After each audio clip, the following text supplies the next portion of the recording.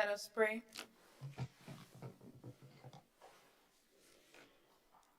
Guide, we beseech thee, Almighty God, members of this honorable house, that they may wisely deliberate for the good of this country and for the glory of thy holy name. Honorable members, please join me as we say the Lord's Prayer. Our Father, thy kingdom come, thy will be done, on earth as it is in heaven.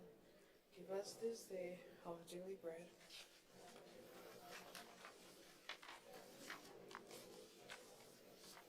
And lead us not into temptation, but deliver us from evil. For thine is the kingdom, the power, and the glory, forever and ever. Amen. Pray be seated.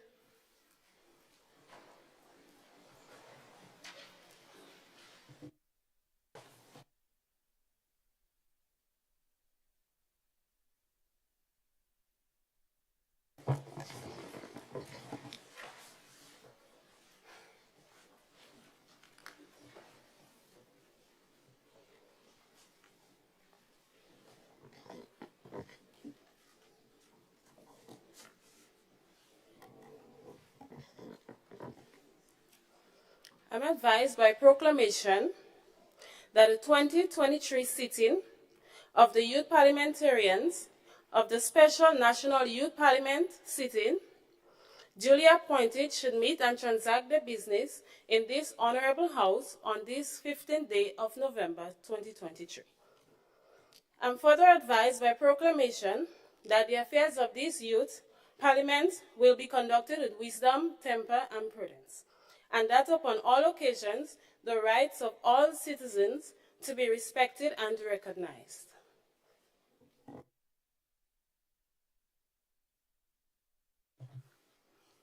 Honorable members, I am not unmindful of the honor which you have conferred on me today in electing me to this highest of office, that of your Speaker and your servant.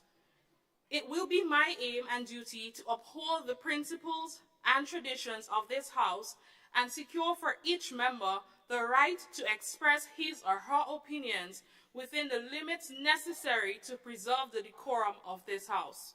I pledge to recognize the rights and privileges of the honorable members and the House itself. I wish also to assure you that I will preside in a manner which will facilitate the orderly transaction of the debate. And above all, I will seek to be fair and impartial in the decisions the rules of Parliament and yourselves entrust to me. This honorable House is now in session. Confirmation of minutes. Announcement by Madam Speaker. Honorable members, let me now remind you of the rules governing the sitting of this House. Any member shall bring a motion of resolution for the consideration of the House. Only one member may be standing or speaking at a given time. A member may only speak once on any question proposed to the House. Members may not read their speeches but refer to their notes. And I emphasize, members may not read their speeches but refer to their notes. Members must stand to deliver their speech. Members may not speak on any matter that has been decided on or voted in the House or which has been ruled by the Speaker. Members' speeches may contain matters that refer to any matter in sub judice. Speeches may not contain matters that refer negatively to persons who are not members of the House and who therefore have no opportunity to reply. Speeches may not contain any offensive or insulting language. Members may not impute improper motives to other members. The names and conduct of the members of the House of Representatives, the Senate, or any public official members of the judiciary, the Governor General, the monarch, and members of the royal family may not be directly or indirectly mentioned in this youth parliament. The content of speeches must be relevant to the question proposed to the House at the time. Be mindful of these rules and other standing orders as we proceed in today's sitting.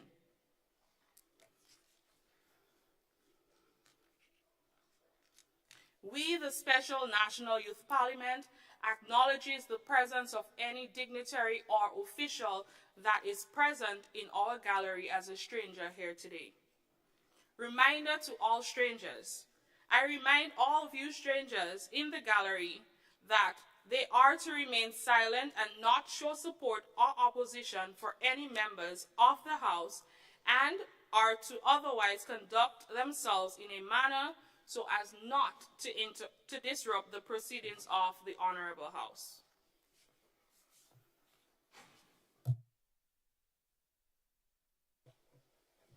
Resolutions.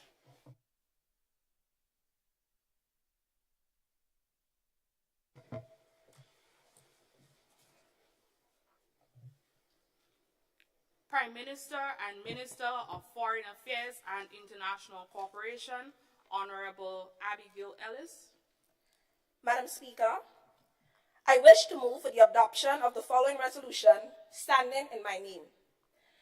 And whereas, in the state of Grenada, marijuana is a controlled substance under the Drug Abuse Prevention and Control Act of 1992. And whereas, in 2024, CARICOM Heads of Government, at its 25th intersessional meeting, saw it fit to mandate the establishment of a commission to integrate the issue of possible reform to the legal regimes regulating marijuana in CARICOM countries. And whereas, young people in Grenada have criminal records because of the recreational use or possession of small quantities of marijuana.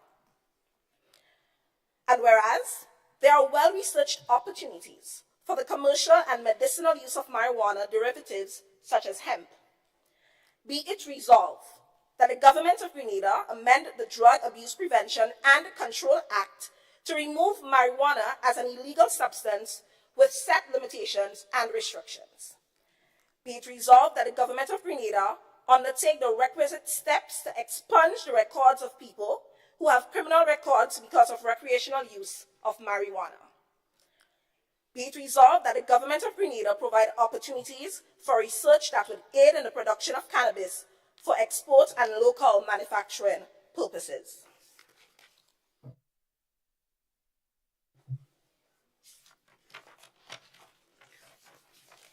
Honorable members, the question proposed to the Special National Youth Parliament of the State of Grenada is, be it resolved that the Government of Grenada amend the Drug Abuse Prevention and Control Act to remove marijuana as an illegal substance with set limitations and restrictions.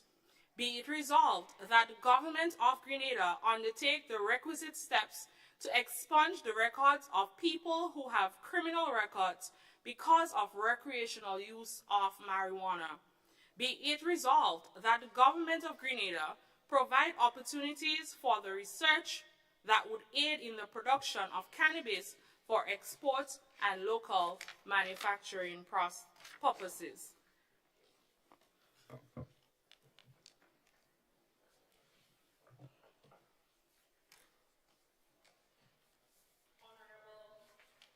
Honorable Prime Minister of Foreign Affairs and International Cooperation, Honorable Ellis, you may proceed. Thank you, Madam Speaker. Madam Speaker, as I rise to deliver my speech, I am grateful to God for his many blessings. I stand before this esteemed assembly as the first female Prime Minister of Grenada, Carriacou, and Petite Marque. This historic moment signifies a progressive shift, reflecting forward-thinking decisions of the Grenadian people. My government is honored to serve, and together, let us strive for a future where our laws are not merely responsive, but transformative for all citizens. In the government's pursuit of a well-informed and productive debate, it is imperative to establish clear and precise definition for key terms and several concepts central to the resolution before us. By doing so, we open the floor to a substantive discussion on the amendments of marijuana regulation, criminal record expungement, and the promotion of research and production opportunities within our tri-island state. We further endeavor to empower all stakeholders, from policymakers to our fellow Grenadian citizens, to actively participate in this deliberation. I shall begin by defining the term cannabis, also known as weed, marijuana, pot, kush, probably even Mary Jane. It means, Madam Speaker, any plant of the genus cannabis from which the resin has not been separated and includes any part of the plant. Cannabis resin means the separated resin, whether crude or purified, obtained from any plant of the genus cannabis as outlined by the Drug Abuse Act of 92.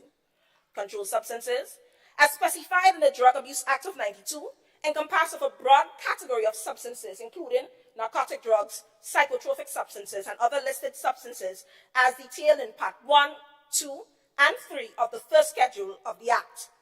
The Act further provides for the interpretation of expression used within the schedule under provisions of Part 4. Controlled substances are substances subject to strict regulation, where their possession, use, and distribution being governed by the law primarily due to their potential for abuse, harm, and psychotropic effects. ACLU articulates legalization as a process of removing all legal prohibition against marijuana. Cannabis will then be available to the adult general population for purchase at use at will, similar to that of tobacco and alcohol. Decriminalization.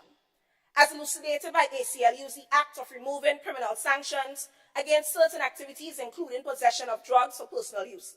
The substance is still prohibited generally, but the repercussions for being found in possession of the substance are no longer criminal. Instead of incarceration, those found in possession of drugs could get redirected to services and have the drugs seized. The production and sale of a decriminalized drug, Madam Speaker, is still illegal. According to the reputable Longman Dictionary, limitation is a rule or condition that stops something from increasing beyond a particular point. Expunge, in accordance with Webster's New Law Dictionary, is defined as the systematic and official process of eliminating or eradicating records, Madam Speaker, from formal records or rolls maintained by relevant authorities, therefore providing individuals with a clean state and legal standing as if the records never existed. American sociologist Earl Robert Babby defines research as a systematic inquiry to describe, explain, predict, and control observed phenomenon. It includes inductive and deductive methods. Criminal record in the context of debate refers to the official documentation of an individual's involvement in criminal activity related to the possession, sale, or use of marijuana or related offenses. These records typically includes arrest, details of arrest, charges, conviction, and any associated penalties or legal consequences. Madam Speaker, members of this honorable House, this government believes that the time has come to reassess our approach to marijuana and its legal status in Grenada. We must acknowledge the changing landscape of marijuana regulations, not only within our region, but across the globe. The resolution presented today holds a threefold purpose aimed at addressing the following three key points. 1, our legal framework. 2, our commitment to social equity. And 3, opportunities for research and production. Number 1, let's start by addressing the elephant in the room. The UN Drug Control Treaties, those timeless classics. The 1961 Convention on Narcotic Drugs, 1971 Convention on Psychotropic Substances, and the 1998 Convention against illicit traffic of narcotic drugs and psychotropic substances. Crafted over 6 decades ago, with the foresight of a crystal ball, these treaties evidently needed a time machine to consider the scientific events, Madam Speaker, regarding cannabis, because a formal review of cannabis and all its pals was only done in 2018. A mere 5 years ago, Madam Speaker. Fashionably late, but I guess better late than ever, right? In contrast, on December 2nd, 2020, the UN Commission on Narcotic Drugs took a crucial step by reclassifying cannabis and cannabis resin under an international listing, recognizing its medical value based on the recommendations from the World Health Organization, ECCD. this marked a shift from classifying marijuana as highly harmful to recognizing its potential for medical benefits and challenging previous global categorization. Granted such, we propose the amendment to the Drug Abuse Control Act of 92. 1. Reclassification of cannabis under Section 2. We believe that the definition of cannabis should differentiate between various strains and purposes, considering scientific advancement in understanding the plant's diverse components. Under said section, we believe that an additional clause should be added to acknowledge the evolving regulatory landscape for cannabis, considering global shift towards decriminalization and legalization for medicinal purposes. We also seek for amendment on the controlled drugs reclassification under Section 3. We propose periodic reviews by the Advisory Committee to reassess the classification of cannabis as a controlled drug. Madam Speaker, a recent survey was conducted in Grenada in 2018, and it demonstrated a shift of the Grenada population, with 61% advocating for the removal of prohibition against marijuana, according to the CARICOM Regional Commission report of 2018. Madam Speaker, so through you, I invite the honorable members on the other side to flip through the pages of the said report, aptly titled, Waiting to Exhale. There we will discover research conducted by cadres highlighting noteworthy transformation in the perspective of several CARICOM countries. For example, Madam Speaker, Barbados. Opposition to cannabis legalization dropped from 73% in 2008 to 37% in 2016. While Antigua and Barbuda showed 62% support for marijuana decriminalization. Madam Speaker, our neighbors, St. Vincent and the Grenadines, they too joined the bandwagon, and they saw an increase in favor of full legalization from 9% in 2013 to 18% in 2017. And of course, St. Lucia had to also join the train. So they had 51% supporting the marijuana decriminalization and reform in 2017. Madam Speaker, at this juncture, I want to say kudos to my government for taking the initial steps of implementing a Cannabis Control and Licensing Regulatory Commission by Cabinet Decree, which is aimed at driving public consultation, drafting policies, and preparing comprehensive reports and recommendations for Cabinet and Parliament discussions. I say cheers to high progress. Madam Speaker, as we approach and we prepare for the upcoming Conference of Parties COP28 and deliberate on the United Nations Sustainable Development Goals, it is essential to underscore our alignment of expunging marijuana-related criminal records with our overarching global aspirations. This resonates with SDG 16, Peace, Justice, and Strong Institution, SDG 8, Reduce Inequalities, and SDG 10, Reduce Inequalities, and SDG 8, Decent Work and Economic Growth. Madam Speaker, we all in this house, and everybody in this gallery, we know of individuals who has criminal records of marijuana, how hard it is for them to seek employment. Madam Speaker, we also know the impacts of personal prospects and the burden this could put on taxpayers' pockets. Madam Speaker, my pockets, and I didn't even have pockets this morning. Moreover, these challenges contribute to societal issues like broken families and perpetuates the cycle of poverty. Nonetheless, pardoning these offenses can enhance employment opportunities, provide financial relief for taxpayers, address social challenges, and promote an equitable justice system.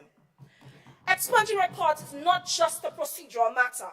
It marks transformative strides towards cultivating an equitable justice system, one that redefines the very essence of justice. Madam Speaker, we therefore propose the amendment under Section 12. We propose flexible regulations that allow specified cannabis-related activities under defined conditions, emphasizing a balanced approach that prioritizes public safety and adjusts to evolving societal attitudes. And before I continue to reiterate, just for the purpose of the members on the other side, expungement is not about erasing history, but acknowledging growth and transformation. Madam Speaker, allowing individuals to move beyond the shadows of their past and contribute meaningfully to society and break the cycle of recidivism. This, Madam Speaker, is a human right. This is not a debate. Opportunities for research. In 2019, the pharmacology unit at the UE St. Augustine initiated surveys on cancer and glaucoma patients, placing us amongst the first in the field of medicinal marijuana research. Despite the initial strides, Madam Speaker, the illegal status of cannabis, it posed a hindrance to the scientific community. The ability to thoroughly explore the plant's benefits and potential drawbacks. This legal barrier restricts our capacity to comprehensively understand the implications of medicinal marijuana. Furthermore, the consequence of this legal status is the loss of valuable partnership and represents immeasurable costs, stifling potential breakthroughs and advancement. The potential and possibilities for research represents a unique opportunity for advancement in our scientific landscape. Against this backdrop, we submit the following amendments for consideration under Section 15. We propose amendments to broaden the scope of removal of license with a specific emphasis on cannabis. We further submit amendment under Section 2 to explicitly include provisions for research and development opportunities pertaining to cannabis and the plant's medicinal and economic potential. One last notable amendment, Madam Speaker, that does not really pertain to the alteration of this law, but rather seeks to redefine the essence of our legislative foundation is the name of the Act. The impetus for this proposal arises from the understanding that the language... Madam Speaker, I beg your indulgence for 5 minutes to wrap up my speech. Honorable member, it means that you will be given additional time out of the others' time. And I am mindful of your passion towards this topic, that I will give you 1 minute to wrap up. Thank you, Madam Speaker. Madam Speaker, the changing of the name of the Act. We understand the negative undertones that is existed with the terminologies that necessitates our attention. As I close, evidently the Drug Abuse Act of '92, our vintage masterpiece, is in dire need of reformation. And as youth advocates, we stand as the architect of a future where the shackles of stigma is replaced with the seeds of understanding. In the spirit of Bob Marley's timeless lyrics, emancipate yourself from mental slavery. None but ourselves can free our minds. Let us emancipate our legislative landscape from outdated paradigms. Thank you. I therefore commend this resolution to the House. Thank you, Honorable Prime Minister. Are there any other members wishing to contribute to this debate?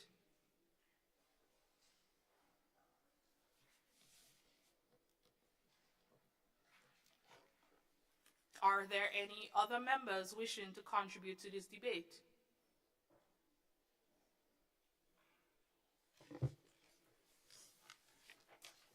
Honorable Leader of Government Business and Minister for National Security and Justice, Honorable Antonia Kutane, you may proceed. Thank you, Madam Speaker. Madam Speaker, permission to quote throughout my speech? Permission granted. Thank you, Madam Speaker. Madam Speaker, everyone maintains their own perception of what is just and what is right.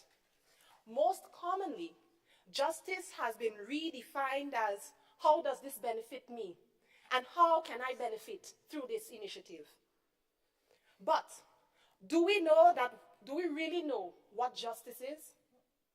Madam Speaker, allow me to speak to our people for a moment. Honorable Member, before you proceed, I would like to clarify, are you standing to second the motion proposed by your Prime Minister? Oh, yes, Madam Speaker. Can you please acknowledge that to the House? I acknowledge.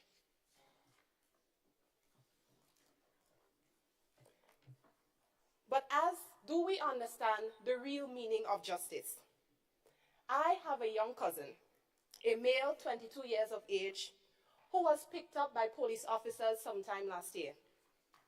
He was observed in his yard smoking a joint, which he made from only one wrapped portion of cannabis. The quantity and weight of which was so minimal that it barely tipped the hands on the scale used to weigh it. Nonetheless, he was subsequently taken to the police station, where he was mixed in with several other serious offenders at the expense of the state. he was housed and charged at the expense of the state. His personal information and biometrics are permanently recorded at the expense of the state. He is released on bail while the marijuana in his possession is sent to the chemist for processing at the expense of the state. At court, he is fined $200. If unable to pay, he would be incarcerated at His Majesty's prison at the expense of the state. The cost of the marijuana in his possession at the time of his arrest, $5 EC. Madam Speaker, I am not the Minister of Finance, but I do not need a degree in accounting to realize that this maths, according to the youths of our generation, don't max in. Consequently, from the day we decided to bring this resolution before this honorable House, I have been gathering a number of job advertisements for our Grenadian people. In doing so, I have observed personally, firsthand, that 99% of the job advertisements that have been released possess a clause that stipulates, if successful, a clean police record is required. Did my cousin truly achieve justice, Madam Speaker? Merely because a law exists does not mean that there is justice. In the words of Gloria Steinem, a political activist and journalist, and I quote, "Law and justice are not always the same. When they aren't, rethinking the law may be the first step towards changing it." End of quote. As the Minister for National Security and Justice, I am not satisfied with the notion that men and women are trapped in a recurring cycle of abuse, poverty, and criminal behavior because they are ineffectual at securing a job over smoking a $5 spliff. Barack Obama made history by becoming the first African American to become president of the United States. Do we know that he openly admitted to smoking marijuana as a youth? In his 1995 memoir, Dreams of My Father, Obama writes about smoking marijuana as Dr. Seuss wrote about smoking and eating green eggs and ham. If he was previously charged for smoking that spliff, do you think that his success, our history, would have been possible? The request for the expungement, Madam Speaker, could denote the difference between the birth of a prime minister or the birth of a criminal offender. Did you know, Madam Speaker, that presently there is a rehabilitation bill of offenders 2017 that exists? But I would not be surprised that the majority of us here today did not know that it existed. According to an astute member of the Criminal Records Office, it is only when persons come in requesting an expungement that they are made known that this policy exists. Madam Speaker, what happens to all those who are unaware that there is such a regulation? Did you know, Madam Speaker, that currently any person found with 15 grams of marijuana in their possession will be charged under the Drug Abuse and Amendment Prevention Act with the offense of possession, and if found with any amount in excess of this amount, will be charged with either possession with intent to supply or trafficking of a controlled drug. According to the most recent drug statistic in the possession of the Central Statistical Office, in the year 2019, a total of 531 cases drug-related were recorded. The chief marijuana-related figures were 261 possessions of marijuana, 88 possessions with intent to supply, and 114 trafficking of a controlled drug. Madam Speaker, this means that for that year, 49.15% of our overall drug-related crimes occurred because someone had in their possession what the law describes as enough for personal use. Madam Speaker, according to the Global Crime Index, a flagship project of the Global Initiative Against Transnational Organized Crime, in that same year, 193 countries were ranked in order of their crime rate. Grenada was placed at 174th. As a country that relies heavily on tourism as one of its major sources of income, why are we increasing our crime statistics and adding additional pressure on our judicial system by 261 plus cases? Because this is what justice means, right? The retrograde stance that we have taken on this stance, Madam Speaker, is not merely affecting individual lives, but our country as a whole. Did you know, Madam Speaker, that drinking and driving isn't an offense unless you have consumed sufficient alcohol that there is present in every 100 milliliters of blood a quantity of 60 milligrams of alcohol or over? Did you know, Madam Speaker, that not every pharmaceutical medication can be picked up on the shelf and purchased? That there are several classifications of medication that must be accompanied by a prescription to be dispensed? Did you further know, Madam Speaker, that on every cigarette packet there is a declaration that says something to the effect of smoking kills? Alcohol, cigarettes, and prescription drugs are all regulated. Why not marijuana? By discriminating against small quantities of marijuana, we are sending a message that we are not giving citizens carte blanche to grow marijuana in isolation of law and order. This is not the case. As I close, Madam Speaker, on Monday of this week, I went shopping to find an outfit for this sitting. When I spoke to the attendant about what we were doing today, she said, "You mad or what? All you want to legalize this thing in Grenada? Only mad people all you're making." Madam Speaker, after questioning her, I realized she had absolutely no knowledge about marijuana, but just what people told her. After our discussion, she said, and I quote, "Y'all should have do that sooner." End of quote.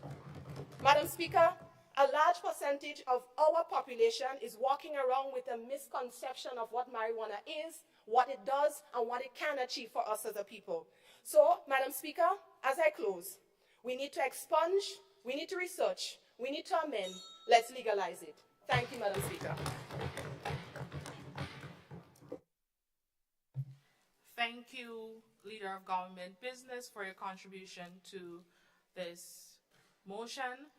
Before we proceed, I would like to remind members, both in the chambers and in the gallery, to please silence your phone, and if possible, you can turn it off. I've been hearing a lot of chiming going on. Let us upkeep the decorum of this house. Thank you. Are there any other members willing to contribute to this debate?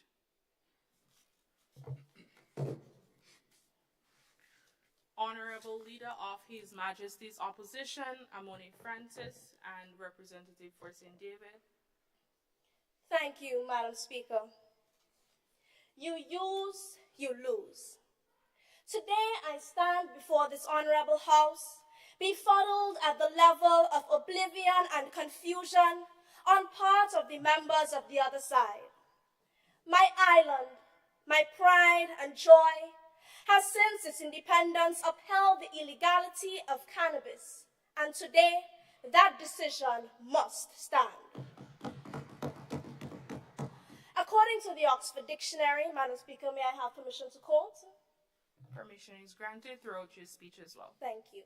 An illegal substance is one that some people smoke and inject for the physical and mental effects it has. Cannabis has for years been a subject of much discrepancy. Nations around the world all want a cut from the cloth and a lead in its research. However, we must think thoroughly about this. Madam Speaker, the common premise on marijuana's legalization surrounds the fact that it is used by many persons in our society. Teens, as well as adults, partake in marijuana consumption for a plethora of reasons. This, however, is not a strong leading argument. By lifting the status of illegality of cannabis, we are being oblivious to the many effects of this drug. Cognitive impairment, psychological issues, dependency, as well as occupational and educational disadvantages are all consequences of marijuana consumption. Madam Speaker, do we want our society to be counterproductive? Lazy? Even a baby can understand that it is not unlikely that cannabis consumption will do more harm to our society than good, especially among the youth. At present, it is illegal, and there is little to no control over its abuse. Its legalization will only revoke the government's limited control and would increase its abuse overuse and misuse. Madam Speaker, another popular premise this morning for the legalization of this drug is that it has medical benefits and needs to be accessible to persons who want or need it for its medical benefits. However, Madam Speaker, the entire population of Grenada is not sick, and so there is no need to make it accessible to the entire population when only a small fraction is sick or may need medical marijuana. So is the health of our population really a concern this morning? Or are the members of the other side just trying to justify the destruction of our population? Medical marijuana is used to treat illnesses such as seizures, which only a limited section of our population suffer from. Are we going to ignore the fact that for these illnesses there are already effective and accessible drugs that are being used to treat said illnesses without the entire population being exposed to the drug? Madam Speaker, economically, an investment in the cannabis sector would also not be our friend. We are so blinded by how we can make money that we are oblivious to the many social issues and other sectors of our country that will be affected from legalizing this drug. Social issues that will cost us much more than we will gain. It pains me to stand here fighting to prevent our country from the downward spiral to counterproductivity, ill health, and dependence. At present, our only mental institution is extremely overwhelmed with schizophrenic disorders. A 2023 report by the National Institute on Drug Abuse links cannabis use to the early onset of psychotic disorders like said schizophrenia. The legalization of this drug will only add more economic pressure on the government and strain our already straining social service sector. The lack of prioritization is clear, Madam Speaker. And as a predominantly Christian society, it is complete blasphemy to pretend to be unaware of marijuana's negative effects, all because it may make us a little money. Madam Speaker, money is the root of all evil. And in trying to gain the world, we will lose ourselves. The members of the other side are claiming that the enactment of this legislation will really put Grenada out there. However, as we sit here in this honorable house, I am yet to hear about what we will be doing differently to other countries that have embarked in this industry and what will make our product chosen on the global market. How do we intend to prepare our citizens and train them to run such an industry? It is utterly embarrassing that we are talking about marijuana production and cultivation, yet a representative from our agricultural sector does not even stand in this honorable house. The honorable members of the other side also claim to desire this drug's legalization for its potential trade and export and economic benefits to Grenada. But this is preposterous. While the cannabis industry is a billion-dollar industry, the exports of other edible crops are also billion-dollar industries through which Grenada can achieve the same results while ensuring food security. Madam Speaker, honorable members, I beg you to ignore the noise. Access, let us ignore the what-ifs and be practical in this discussion. Marijuana is not food. Access to safe and nutritious food is a basic human right that goes hand in hand with economic stability and sustainability. Madam Speaker, changing our crops of exports have not been the issues facing our economic and trade sector. The issues with trade have not been the existence of products to export. Rather, it has been access to markets, consistent supplies, reliable shipping routes, among other concerns. Frameworks for these issues need to be managed as a first step before any other discussion. Rather, we are here this morning fulfilling the proverb, Jack of all trades, master of none. And debating the nonsensical possibility of putting more products onto a trade mechanism that cannot even handle its current load. To this day, Madam Speaker, cannabis research in even the most successful of nations is limited and slow due to the federal prohibition of cannabis as a Schedule I drug. Madam Speaker, where are we going with this?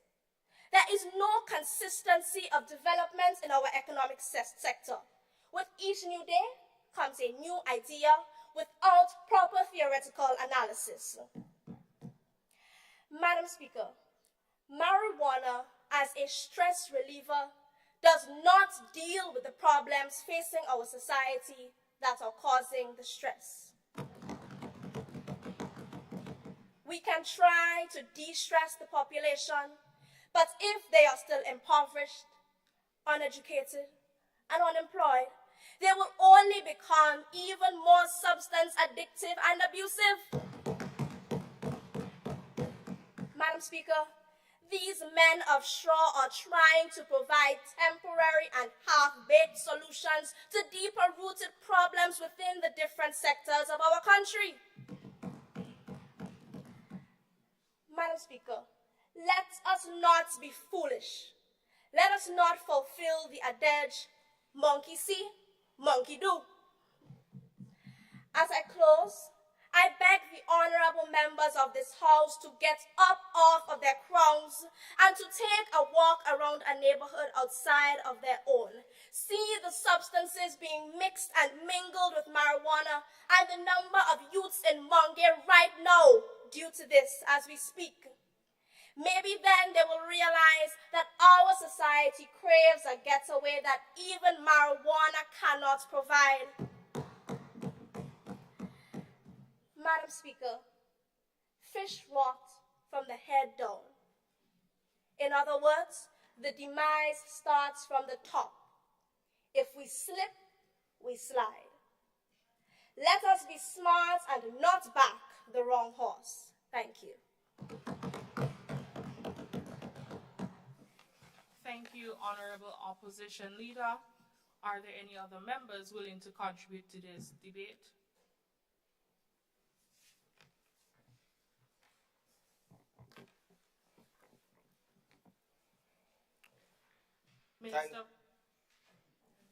Minister for Youth Empowerment, Honorable Elon James, you may proceed. Thank you, Madam Speaker. As the Minister for Youth Empowerment, I stand in support of my colleagues towards the decriminalization of cannabis for personal use in the first instance. Additionally, the legalization of production of cannabis for export and local manufacturing after research. The more the opposition speak, the more I believe in a power song. Only Nancy story and lullaby. Madam Speaker, it is impossible to deliver a speech that is focused on anything else other than our reality in Grenada, the Caribbean, and the world in which we live.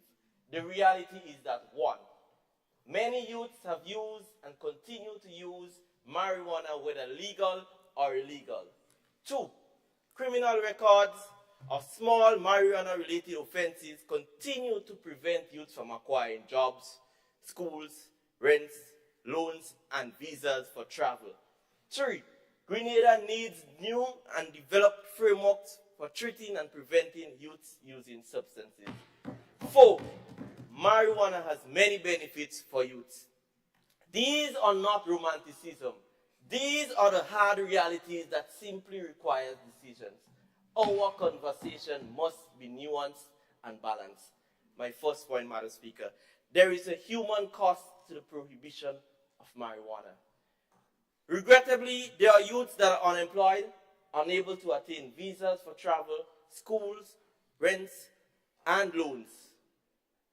Madam Speaker, due to criminal records of possession of marijuana and sometimes just a spliff.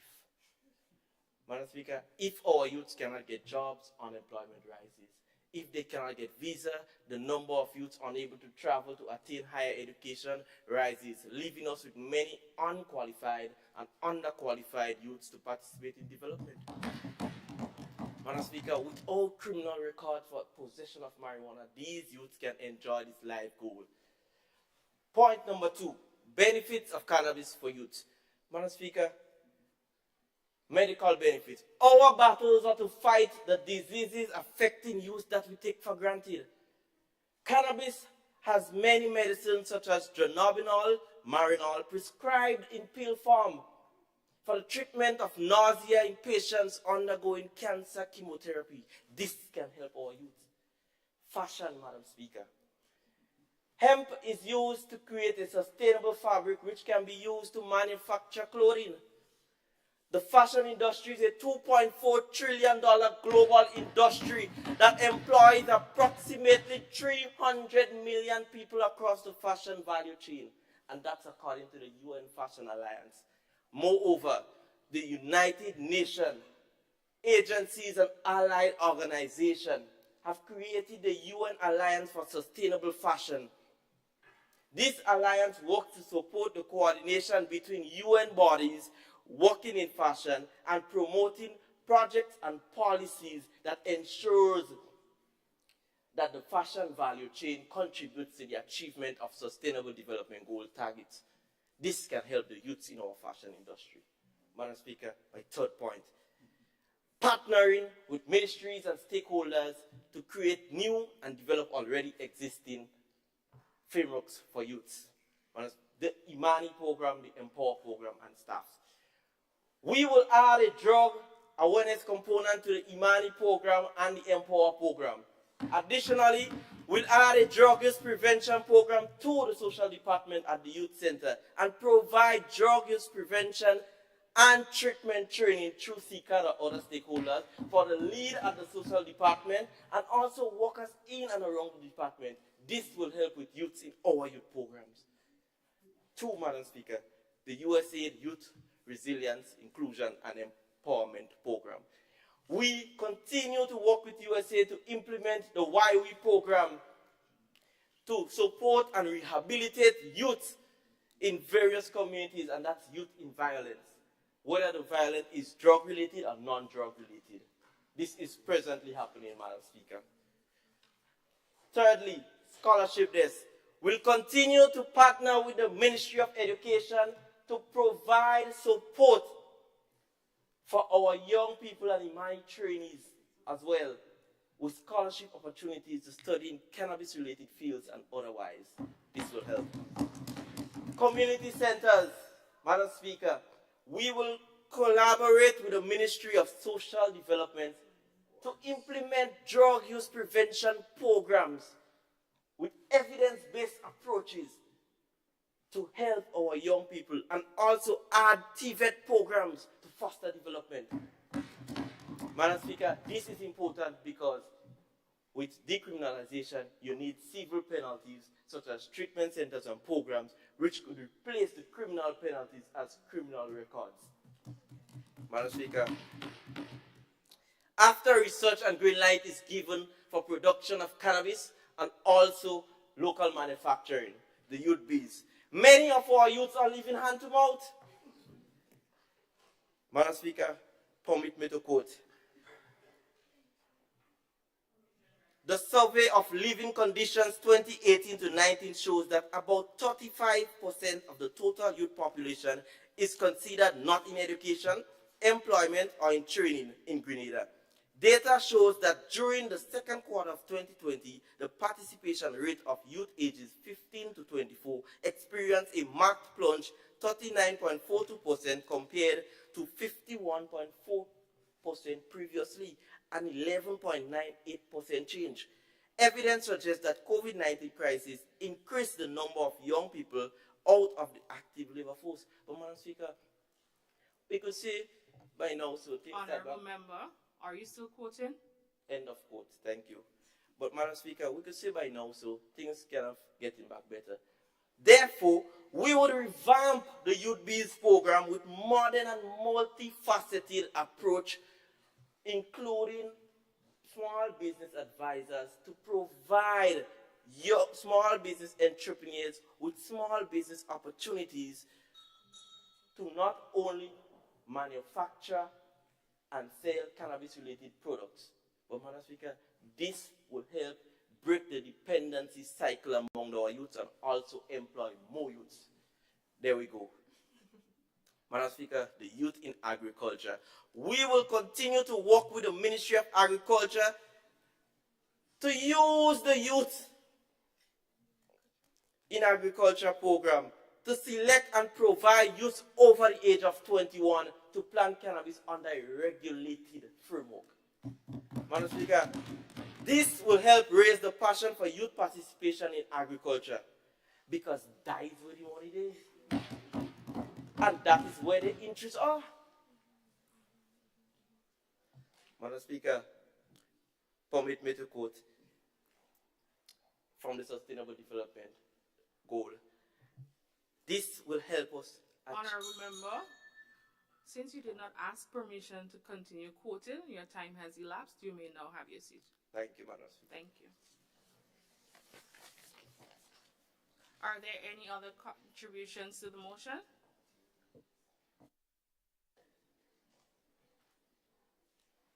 Any other contributions?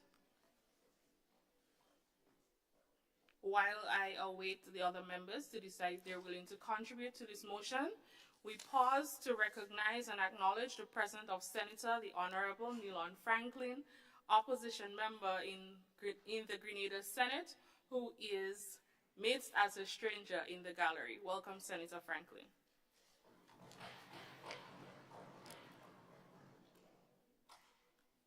Is there any other member willing to contribute to the debate of this House?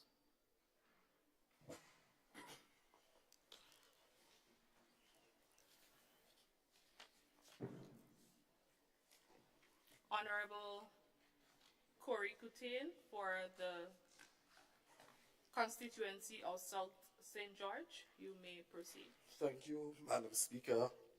Good morning to you and the honorable members of this year's Special Youth Parliament sitting of 2023. Madam Speaker, the meat of the matter. 1992, the 25th Olympic Games opened in Barcelona, and Bill Clinton was elected the 42nd President of the United States. 6 prime ministers later, 31 years after, government is now trying to amend the Prevention and Control Act of 1992, only because they had no choice. Madam Speaker, CARICOM, heads of government, at the 25th inter-seasonal meeting, mandated all of its members to create a commission to make recommendations so that government can make the best possible choice. The 25th meeting, you may ask, since 2014, the Honorable Prime Minister mentioned on being fashionably late, to being 5 years. Madam Speaker, many countries around the world within our neighborhood has made judgment on cannabis. Why is it only now we are here deciding our fate almost an entire decade later?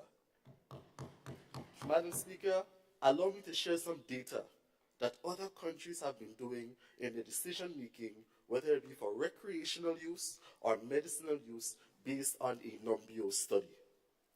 Antigua and Barbuda decriminalized to grow and use by the Rastafarians, but illegal for medicinal use. Barbados, legal for spiritual use by registered Rastafarians, legal for medicinal use. Jamaica, decriminalized up to 2 ounces, 57 grams, or cultivation of 5 plants, legal for the Rastafari, legal for medicinal use.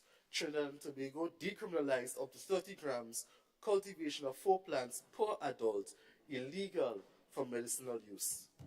St. Kitts and Nevis, decriminalized up to 15 grams, half ounce, illegal for medicinal use.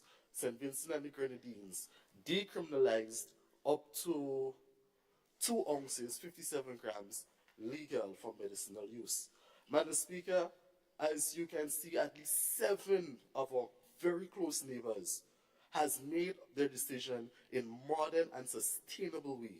However, Madam Speaker, as leaders of our pure Grenada, Honorable James?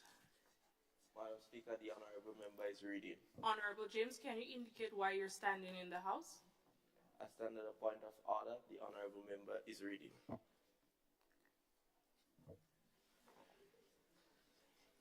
Honorable Kutin? Madam Speaker, I was just reading some facts and I asked permission to read. Madam Speaker, allow me to share once more for the honorable members to understand. Madam Speaker, based on data provided Honorable Kutin, may I remind you that the rules that govern this House indicate that you are not to be reading your notes. However, you may refer to your notes during your presentation. Also be mindful that before you speak, I shall give you the permission to do so. You may Thank you, proceed. Madam Speaker. I was just about to ask for more permission to read some more. You have permission to refer to statistics or to quote. Yes, Madam Speaker. Thank you. Madam Speaker, allow me to share once more for the honorable members to understand. Trinidad and Tobago being number 1 in the region with a crime rate index of 70.6 and a safety index of 29.4. Jamaica not far behind with a crime rate index of 67.8 and a safety index of 32.2. Madam Speaker, no one has to be geographic to understand the influence these islands has on our people, their music, especially their culture. Just as a recommendation, Madam Speaker, let us try not to follow the trends of these islands of Trinidad and Jamaica, but let us be pure Grenada. Madam Speaker, allow me to quote on some tentative information on the ongoing process in St. Vincent and the Grenadines. Quote, Permission is granted to quote. Kingston, Honorable member. January 28th. St. Vincent and the Grenadines has exported a cargo of 110 pounds, 49.8 kilos of medicinal cannabis after receiving a license to export to Germany. St. Vincent and the Grenadines now has the legislative foundation to pursue medical and economic benefits from the cannabis plant, otherwise known as marijuana, weed, or the herb. 46 states have decriminalized the plant either for medicinal or recreational use.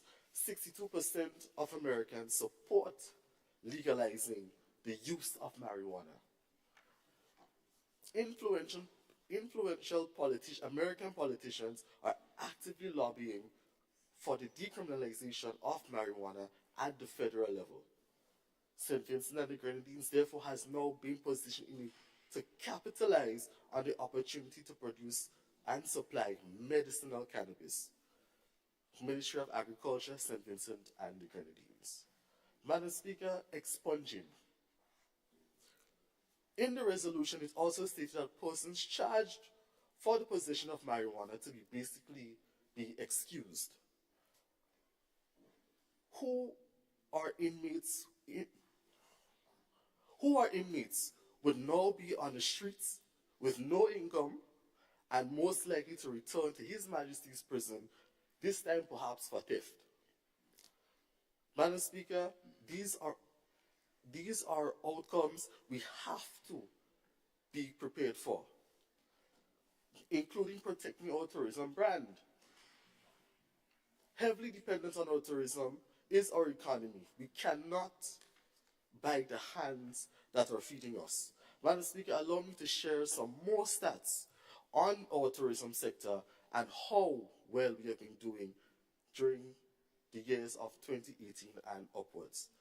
2018, Grenada had a total of 528.6 thousand same-day and overnight visitors.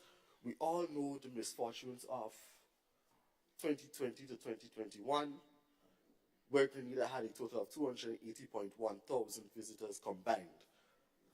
As of 2022, Grenada had a healthy bounce back, ending the year with 366.3 thousand visitors. Madam Speaker, are we willing to risk our brand by having incarcerated our former inmates? Honorable Leader of Government Business, Madam Speaker, I stand on a point of clarity. can you state your point of clarity? Madam Speaker, the Honorable Minister said, let me share some statistics relating to Grenada. I am unaware of where this information is coming from. Would he be able to provide those details? Thank you, Madam Speaker. Thank you, Leader of Government Business. Honorable Kutin, can you please share with this Yes, House where you Madam received your Speaker, statistics this from? information- Honorable Member, this will be my last time reminding you that you are not to speak over me. So you can wait until I am finished and then you can proceed with your contribution, okay? I would like for you to present to this Honorable House, as requested by the Leader of Government's Business, to please provide the evidence of where your statistics came from. You may proceed. Madam Speaker, the statistics was brought forward from the Ministry of Tourism. Madam Speaker, are we willing to risk our brand by having incarcerated our former inmates roaming the streets with no clear programs and plans to have them reintroduced? Madam Speaker, soft and social skills programs should be circulating before sending these inmates on their merry way. Madam Speaker, this is unjust and unethical. Thank you, Madam Speaker. Thank you so much for your contribution, Honorable Kutin. Are there any further contributions to this debate?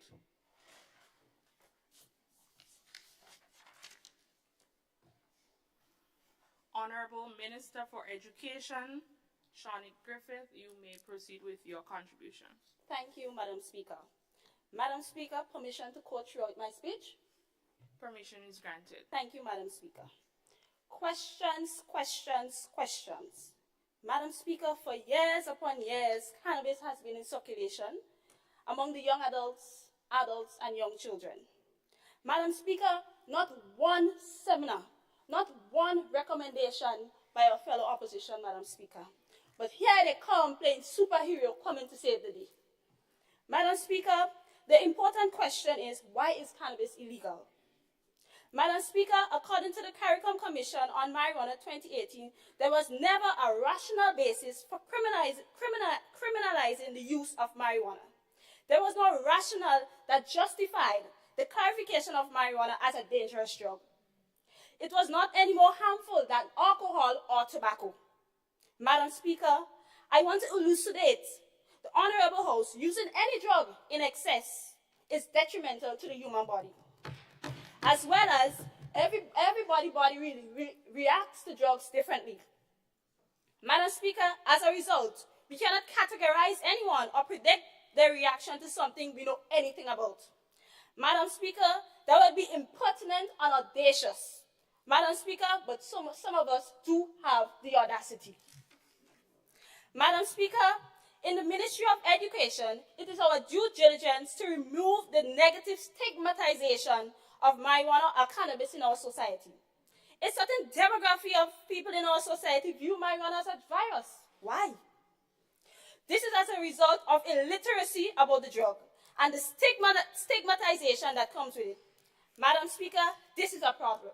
This is a problem. Firstly, we will educate the population about cannabis through innovative ideas, programs, and reality-based education to empower our people to make informed decisions. Madam Speaker, as a government, we are taking a bold initiative to decriminalize marijuana. As a result, we will provide the resources and the information for our people. We are starting by removing the stigma around marijuana. Madam Speaker, we have a problem with the media representation of marijuana use, especially in movies and television, which has often depicted users in a stereotypical negative way, reinforcing stigmas.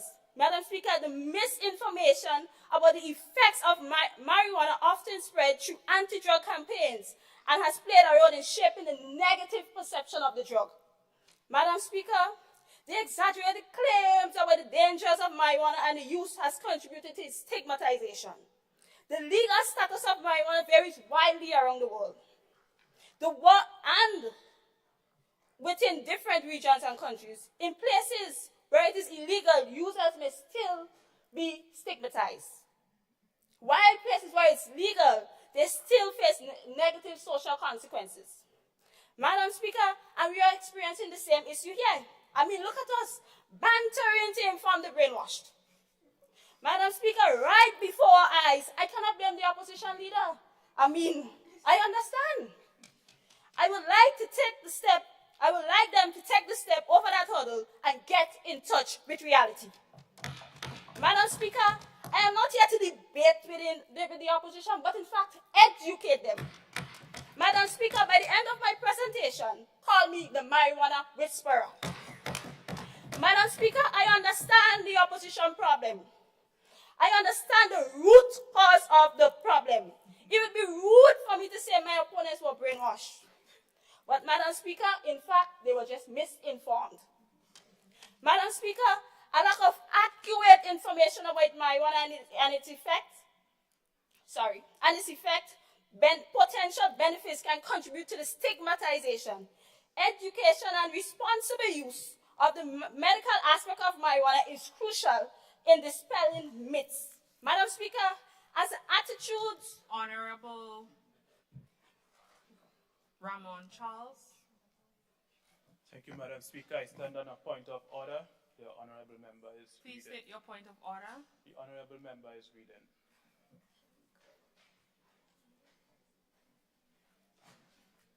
Honorable Griffith, it has been brought to the attention of the House that you are in violation of one of the House's standing order.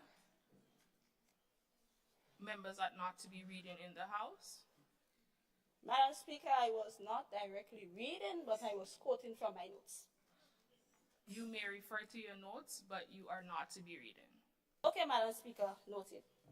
Madam Speaker, this drug is already cemented heavily in our environment. The least we can do is provide innovative programs and host a plethora of seminars to engage our people as well as to educate them.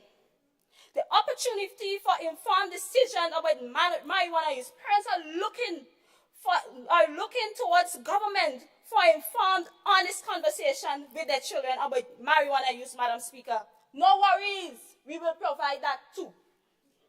Madam Speaker, I always say attack the problem from the root. Madam Speaker, we will be starting with introducing cannabis education into our schools' curriculum, Madam Speaker. Provide cannabis education on the pros and the cons of the drug, Madam Speaker. Madam Speaker, we are removing the stigma. We have zero room for discrimination. Sorry, Madam Speaker. Madam Speaker, the curriculum will be tailored to age group, to all different age groups and students. For younger students to be focused on general health education, decision making, and understanding the difference between legal and illegal, Madam Speaker, substances. The older students will receive more in-depth information about the effects, and the older students about the effects on the mind and the body, Madam Speaker. Madam Speaker, we will approach cannabis education with sensitivity, focusing on providing education and unbiased information to help students make informed decisions while collaborating with educators, parents, and members of our society. Lastly, Madam Speaker, we believe the government of Grenada should provide opportunities for research to aid in the production of marijuana, Madam Speaker, for export and local manufacturing purposes. We aim to integrate marijuana research and production into our education system. And this proposal is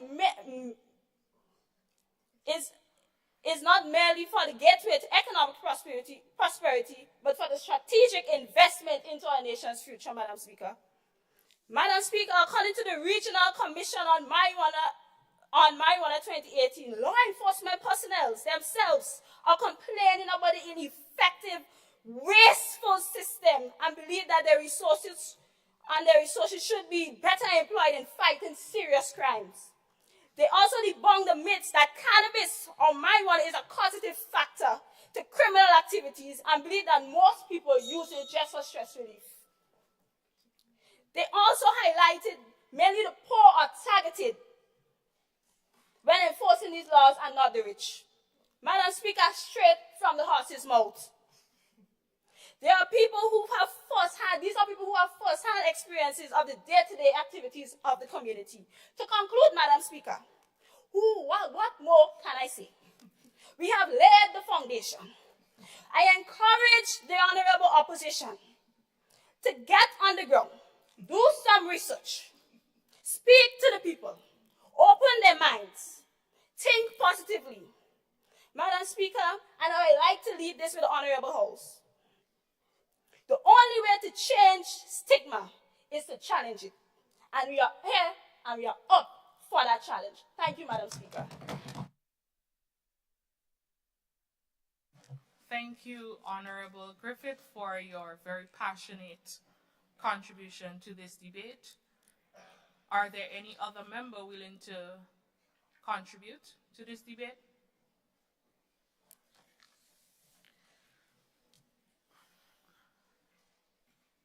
Honorable Rodney Morris for the parish of St. Mark. Thank you, Madam Speaker. Madam Speaker, I consider myself a conscientious and charismatic individual who strongly believes in development, Madam Speaker, especially as it relates to the development of our people. And in this day and age, Madam Speaker, in order for our people to develop, in order for them to have opportune development opportunities, so to speak, our country must have the necessary resources to ensure this possibility. Isn't that right, Madam Speaker? My name is Rodney Morris, and for this special sitting, I hold the responsibility of Opposition Member for Foreign Affairs and International Cooperation. It is therefore my responsibility, my intention, to point out facts within this resolution, as well as the message it seeks to convey. Madam Speaker, Clause 1 through 4 of the resolution denotes the following facts. Permit me to read, Madam Speaker. Thank you, Madam Speaker. The fact that marijuana is a controlled substance under the Drug Abuse Prevention and Control Act of 1992. A necessary fact, Madam Speaker, as this substance, according to Rockefeller Institute, a government-based organization in the United States of America, marijuana, like heroin and LSD, also known as the date drug, was classified as a Schedule I drug due to its high potential for abuse. Interestingly, Madam Speaker, the United States Drug Enforcement Administration, DEA, on the 10th of July 2018, adds that Schedule I drugs have the potential, Madam Speaker, to create severe psychological and or physical dependence. Yet, our good government in this sitting, Madam Speaker, according to the resolution, is proposing to legalize. Why, Madam Speaker? As my esteemed colleague and leader of the opposition rightfully mentioned, do we not,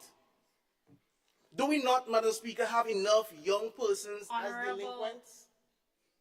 Honorable Charles, you had asked permission to quote, and I'm still waiting to hear if you've ended. I asked for permission to read, Madam Speaker. No, you asked for permission prior to quote, and then you asked. Rightfully, Madam Speaker, when I got to the point for the first point on the facts, I asked for permission to read, Madam Speaker. Yeah, but you never ended the quote, so I'm asking if you're still quoting. No, I didn't ask for permission to quote, Madam Speaker. I'm still reading. Honorable member, you may proceed, but you did ask for permission to quote. I'm not quoting, Madam Speaker. Thank you. Honorable member, Madam Speaker. Initially, you asked for permission to quote. You probably wanted to ask for permission to read. I'll be guided, Madam Speaker. Thank you. Do we not have enough young people as delinquents and frequent at the Monge Hospital? Just this morning, Madam Speaker, in a conversation with a nurse who is employed at the Monge Hospital. And it was said that over the past 2 years, several persons have been admitted for treatment post-controlled drug substance use.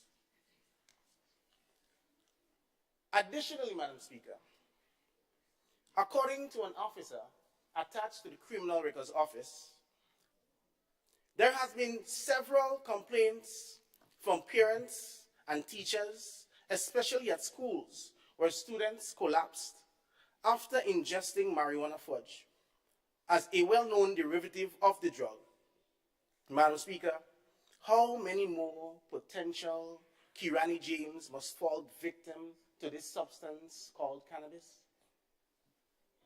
Clause 2, Madam Speaker, factually speaks to the establishment of a CARICOM committee, which now exists, to seek reform to regulate marijuana use within CARICOM countries. In Grenada, Madam Speaker, while that may be a good idea, the question remains, by what means and to what extent? Because, Madam Speaker, having a plan is one thing. Having the necessary resources to execute that plan is another. Clause 3, Madam Speaker, announces that young people have criminal records due to having small quantities of marijuana. Small quantities of marijuana, Madam Speaker. Of course, marijuana is a controlled substance with regulations which denote possession as an offense, does it not? So why should breaking the law go unpunished? With that being said, Madam Speaker, Schedule 2 of the Rehabilitation of Offenders Act provides for these situations, Madam Speaker, where minor convictions for controlled substances in this regard can and will be expunged, provided that the period of rehabilitation has been met. In a conversation with a CRO officer, a representative on the Board of Offenders, please permit me to quote, Madam Speaker. Permission is granted to quote. Thank you, Madam Speaker. And I quote, on a weekly basis, we receive over 100 applications for police records for local jobs as well as to travel abroad. Either jobs on cruise ships, apple picking. Some also apply for a police record for jobs to do studies, among other things. And of these applications, we have expunged several drug-related convictions, allowing these persons the opportunity for employment abroad. End of quote, Madam Speaker. In clause 4, Madam Speaker, the resolution factually exclaims that there are well-researched opportunities for commercial and medicinal use of derivatives, marijuana derivatives such as hemp. Just a quick question, Madam Speaker. Do we need to legalize marijuana in order for us to utilize its medicinal properties? Do we? Moving on to the intentions of the resolution, Madam Speaker. 1. The government, through the resolution, proposes an amendment to the Drug Abuse Prevention and Control Act to remove marijuana as an illegal substance with set limitations. But, Madam Speaker, does this not suggest that marijuana will continue to be a controlled substance with set limitations?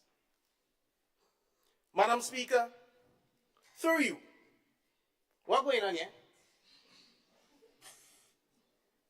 Secondly, Madam Speaker, The government proposes to expunge criminal records of persons convicted for recreational use of the drug, but since we have already previously covered that topic, for want of time, Madam Speaker, I will go no further. The third and final proposal, Madam Speaker, on which note I intend to conclude my speech, the government proposes to provide opportunities for research that would aid in the production of cannabis for export and local manufacturing purposes. Madam Speaker, permit me 1 minute to wrap up, please, Madam Speaker. Honorable member, I shall grant you your 1 minute. Thank you, Madam Speaker.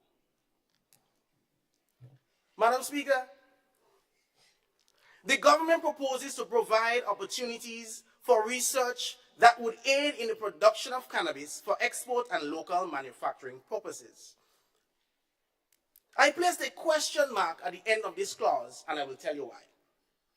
After the government most boldly confirms that there are well-researched opportunities in clause 4 of the resolution, they are now asking to provide opportunities for research. This is a very confusing matter, Madam Speaker, and through you, might I say to the members of the government, or you have to stop that. Madam Speaker, while I agree that some form of amendment should be made to the legal and regulatory framework of the Drug Abuse Prevention and Control Act, Madam Speaker, to remove marijuana as an illegal substance, to that I cannot agree. Thank you. Thank you, honorable member. To answer the question that you asked, I don't know what's going on here. Thank you, Madam Are Speaker. there any other member wishing to contribute to this debate?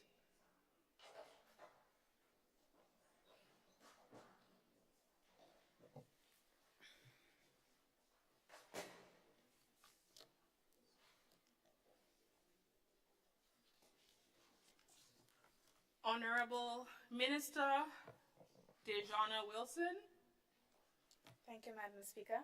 Ministry of Religious Affairs, you may proceed. Thank you, Madam Speaker.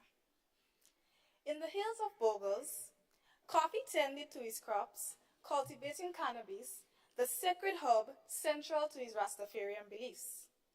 As societal stigma grew, authorities cracked down, demonizing what he revered. Though the struggle persisted, Coffee felt a glimmer of hope. He dreamed of a future where their spiritual connections with ganja would be respected, understood, and protected by the law. A world where the Rastafarian way of life wouldn't face prosecution, but instead be celebrated for its deep reverence for nature and its sacred rituals. Madam Speaker, today I stand before you to address a topic of great significance, one that touches upon the issues of religious freedom, personal choice, and an ongoing debate surrounding the decriminalization of cannabis. Throughout history, cannabis has played a crucial role in religious practices for several cultures, including the Rastafarian movement here in Grenada. These groups have used cannabis as a sacrament to connect with the divine, attain spiritual enlightenment, and foster a sense of unity among communities. And I believe that the time has come for us to consider the merits of allowing these individuals to use it within the context of their faith. Madam Speaker, as we all know, the Constitution of Grenada in 1973 stands as the highest law. It safeguards human rights of all its citizens within the nations and holds the state accountable for any violations of this law. If my recollection serves me correctly, Madam Speaker, freedom of religion is a fundamental human right, is it not? The principle advocates for freedom of individuals or communities in public or private to express their religious beliefs through teachings, practice, worship, and observance. For Rastafarians, the use of cannabis is a deeply ingrained religious practice that is as sacred to their that is as sacred to the faith as other religious sacraments is to other religions. Madam Speaker, cannabis is to Rastafarians as the bread and wine is to Christians, as the hijab is to Muslims, and as kanfa is to Hindus. Denying the use of cannabis for religious purposes infringes upon the rights of Rastafarian communities to practice their faith freely. Madam Speaker, respecting the religious freedoms of individuals is a cornerstone of any just and inclusive society. Can we not proudly affirm that we stand as a society committed to justice and inclusivity? The principles of cultural sensitivity and inclusivity underscores the importance of respecting the unique practices of the Rastafarian faith. The move towards decriminalizing cannabis resonates with this principle, thus charting a course towards a more tolerant and diverse society, one that respects the traditions of minority communities and embraces the rich tapestry of religious practices within our nations. Madam Speaker, let us draw inspiration from nations like Antigua and Barbuda, where the law permits individuals to apply for special religious license. This license enables the cultivation of plants within their private dwellings, within their private residence.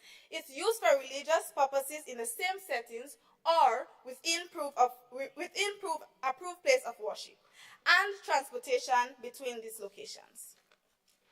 Such considerations reflect a commitment to creating a society that respects and protects the rights of all its citizens, and it is imperative that we strive to a similar commitment.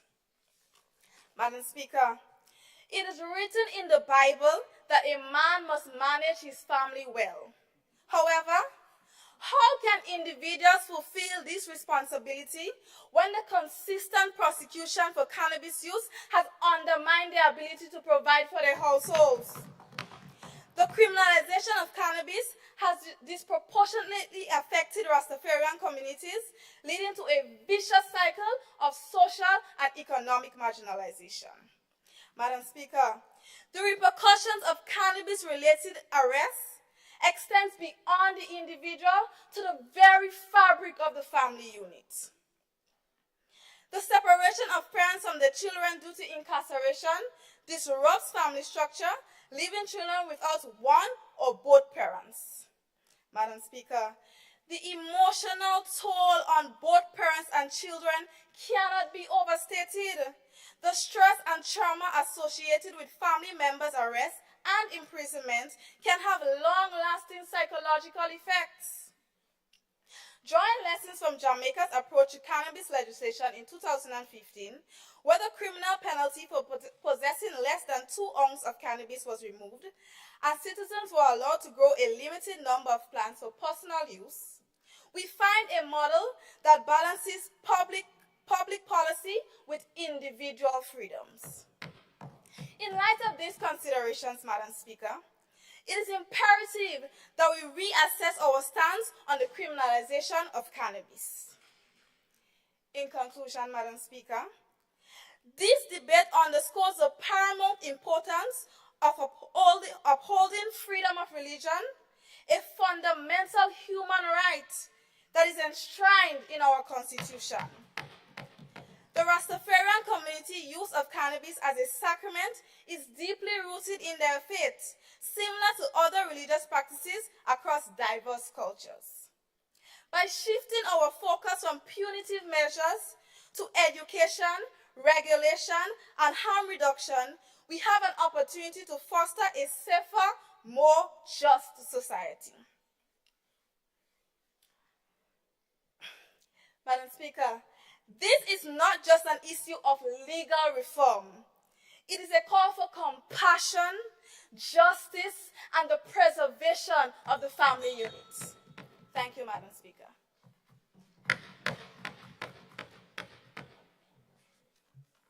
Thank you very much, Minister for Religious Affairs. Are there any further contributions to this debate?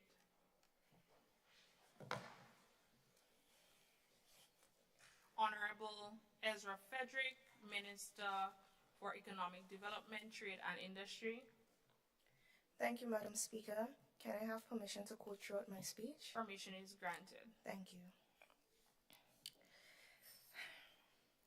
Madam Speaker, politician Elizabeth Warren once said, and I quote, "Writing laws based on an abstract theory rather than reality is a dangerous undertaking," end of quote. With protocol already established, I bid good morning to everyone.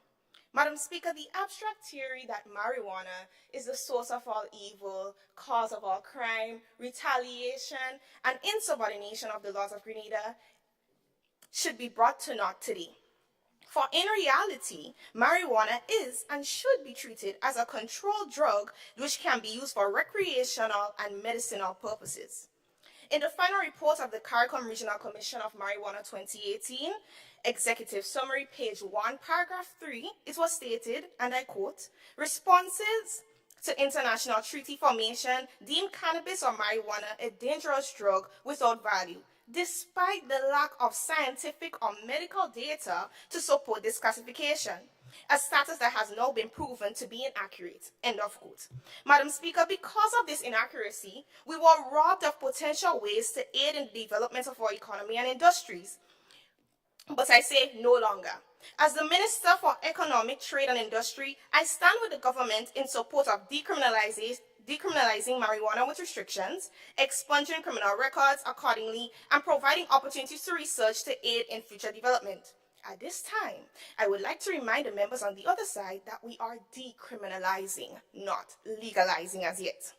Madam Speaker, getting a job can be difficult for anyone, but it can be twice as hard for someone with a criminal record. Let's consider the young people who were caught with small amounts of weed with no other offenses. They are still branded by the stamp on their record. This hinders them from getting the jobs available. After inquiring with hotels, call centers, and other reputable businesses, I was told that if the person has this mark on their record, even after performing well at the interview level, they will not get the job. Some may not even be considered. Madam Speaker, additionally, we cannot deny the system that exists, the social system that exists. People convicted for possession are treated differently and are seen as the bad boys and girls of society.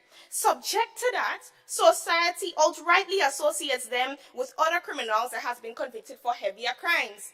If it looks like a duck, swims like a duck, and quacks like a duck, then it probably is a duck. Madam Speaker, could never be the truth. And so we say, expunge. Free these people from the mistakes they made in the past and give them the opportunities that we all have. Madam Speaker, the more people that has jobs, the more money they can spend. And the more money they can spend, the more businesses will profit and create more jobs. Economics 101. As the money circulates through our economy, the more our people can benefit. We understand the concerns the opposition have, and of course there are concerns. This is on chartered grounds. This is why we are providing opportunities for research that would aid in the production of cannabis for export and local manufacturing. We are not legalizing it, despite the notions the members on the other side have. We are only researching. And after researching and taking all the necessary precautions, this Honorable Leader of His Majesty's Opposition. Madam Speaker, I rise on a point of clarity. Honorable Frederick, would you yield the floor to receive your point of clarity? Thank you, Madam Speaker. I'm sorry I would not yield. Can I continue? Honorable Frederick, you may proceed. Thank you. After researching and taking all the necessary precaution, this investment proves to be fruitful. We will strive to go full speed ahead. Madam Speaker, I use the word investment because an investment as defined by the Oxford Dictionary is the act of putting money, time, and effort into something to make a profit and gain an advantage, which is what we are trying to do. For we are not only decriminalizing or legalizing just because we like to smoke, but because we see that in the future this amendment can lead to the development of our economy. Honorable Frederick, I think it will be unfair that I spoke to the other members about reading, and I understand your situation is very unique, but I would like for you to refer more to your notes than you are doing currently. Noted, Madam Speaker. The legalization of marijuana or cannabis will create an entire new industry, the cannabis industry. After researching and using other CARICOM countries as examples, we decided that medicinal legalization after research is the best way to go. Madam Speaker, an extract from the executive summary of the report of the CARICOM Regional Commission of Marijuana, and I quote, "Marijuana farmers who were once considered criminals will now be accepted as respected farmers and entrepreneurs contributing to the illicit local economy. Some participants, including young people, expressed the desire to enter this new market economy. No longer will our most potential productive youth be criminalized and jailed for their involvement in a niche market that was criminalized by a historical accident." End of quote. Even as we continue to research the medicinal values of the plant and how we can use it effectively, we will need personnel to work in labs and continue the research driving the initiative. The rare opportunity will be given to the biology students who are studying in SGU to work right here in their country. A local market can even be created with the buying and selling of the medicinal versions of the plant, as well as a regional and international market for export can successfully be created. Our citizens who had to hide and swallow their discomfort because they were prohibited by law to use marijuana to relieve their pains or treat illnesses will then have full access to the drug. Expensive pharmaceutical drugs, which never seem to work, will be replaced by less expensive and more effective cannabis. Is this not another win-win situation for our people? The cannabis industry can also be used to push tourism industry. As stated by CARICOM Regional Commission for Marijuana, Madam Speaker, people now travel just to smoke weed, just as they travel to drink wine and taste beer.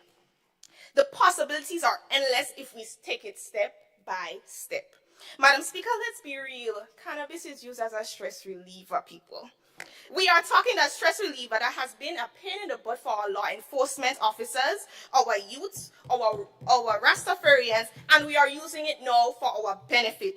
We are allowing our people who have the freedom to have the freedom of recreational use with restrictions, of course. And then we are proceeding with the legalization of medicinal use to develop a new industry and add income to our economy.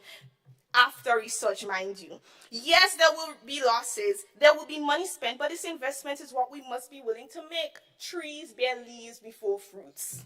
Madam Speaker, I implore the members on the other side, let us not think of the negative effects. Let's think of the positive. The concerns they have, we have.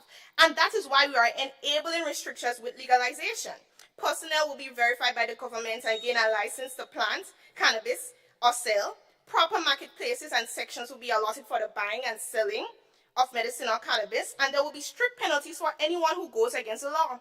It is not about what is best for you or me, or what side we are sitting on today, for we will do nothing to harm our country. It is what's best for our people. Thank you, Madam Speaker.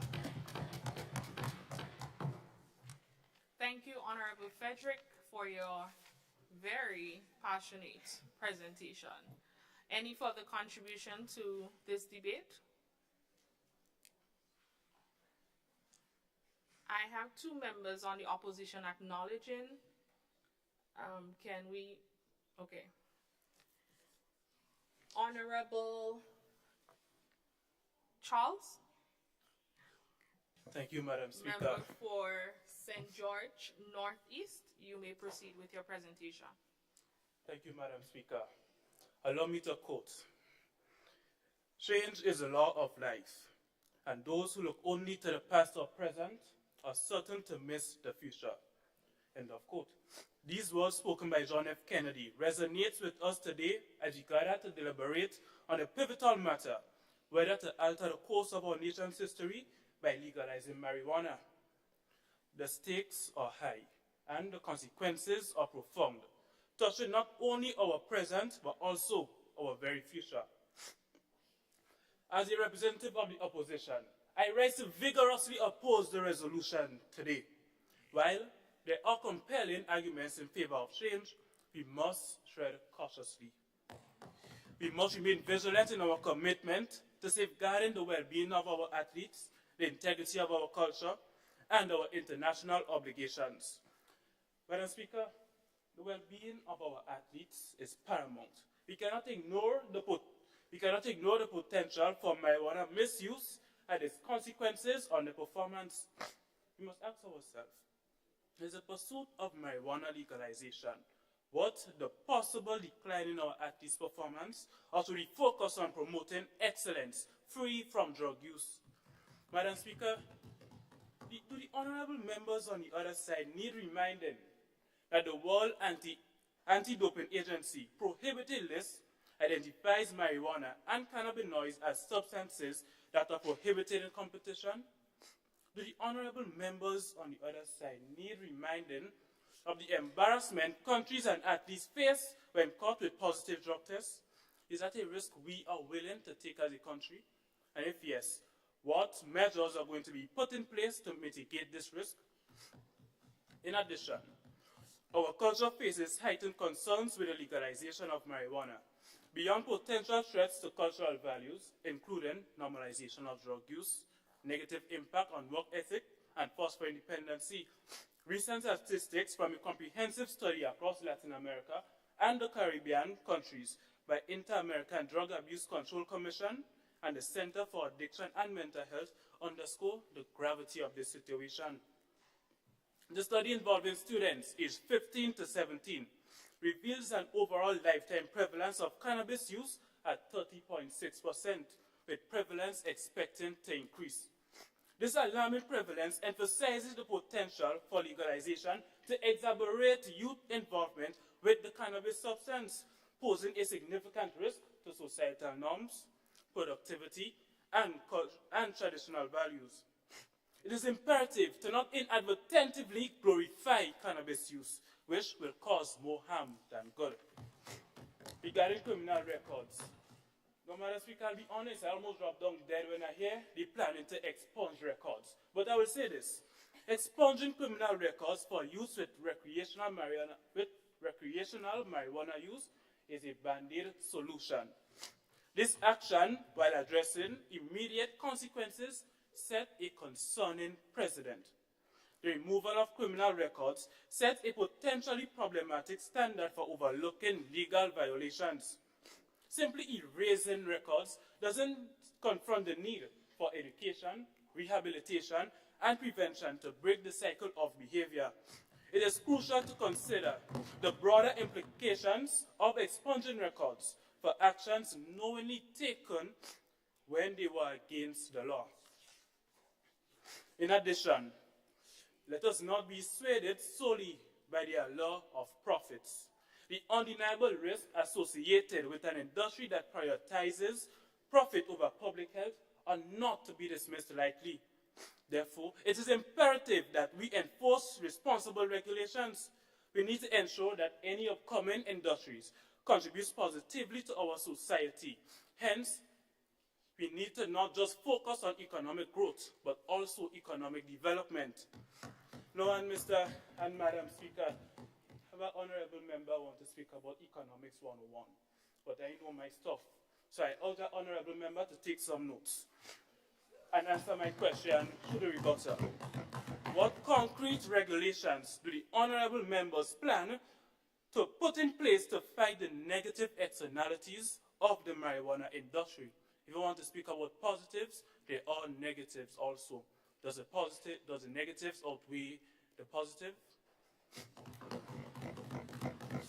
In the pursuit of change, we must meticulously consider the measures we will implement to protect our society and uphold our values. Moving on, the honorable members on the other side conveniently forget that we as a nation are committed signatories to internationally recognized conventions that resolutely classify marijuana as a controlled substance. For example, the Single Convention on Narcotic Drugs, 1961. Are we endorsing policies that will defy our international commitments? Was this not taken into consideration? No, Madam Speaker, it makes me wonder if the marijuana the government are advocating for is the same marijuana that they smoked before coming into this honorable house. No one in their right mind would come up with this kind of resolution without taking my points into consideration. Speaking about expunging records again, Madam Speaker, what message is being sent out? I commit a crime today, then next week I'm free because the smart government thing is no longer a crime. No, Madam Speaker, I have a message. Show you, I pose a message to the Honorable Prime Minister.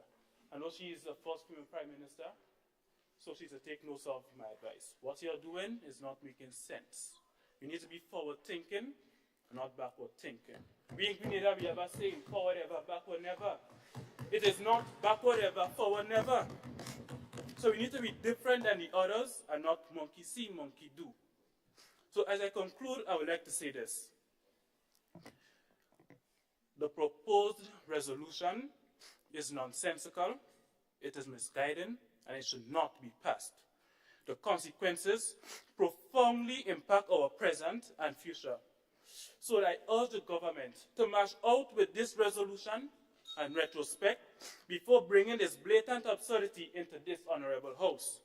This resolution, it affects our athletes, our culture, our international standings, and our nation's identity. Let us not be architects of recklessness, but architects of responsibility, carefully constructing the future we want for Grenada. Thank you. Thank you, Honorable Charles, for your contribution to this debate.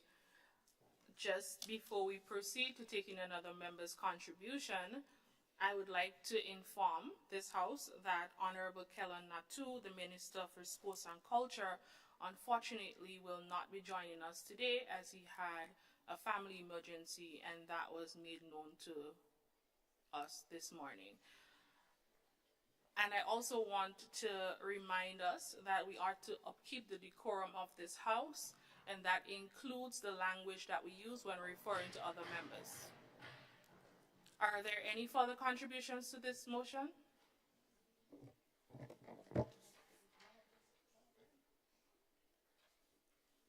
Honorable Terrick Frank, Minister for Social and Community Development. Thank you, Madam Speaker.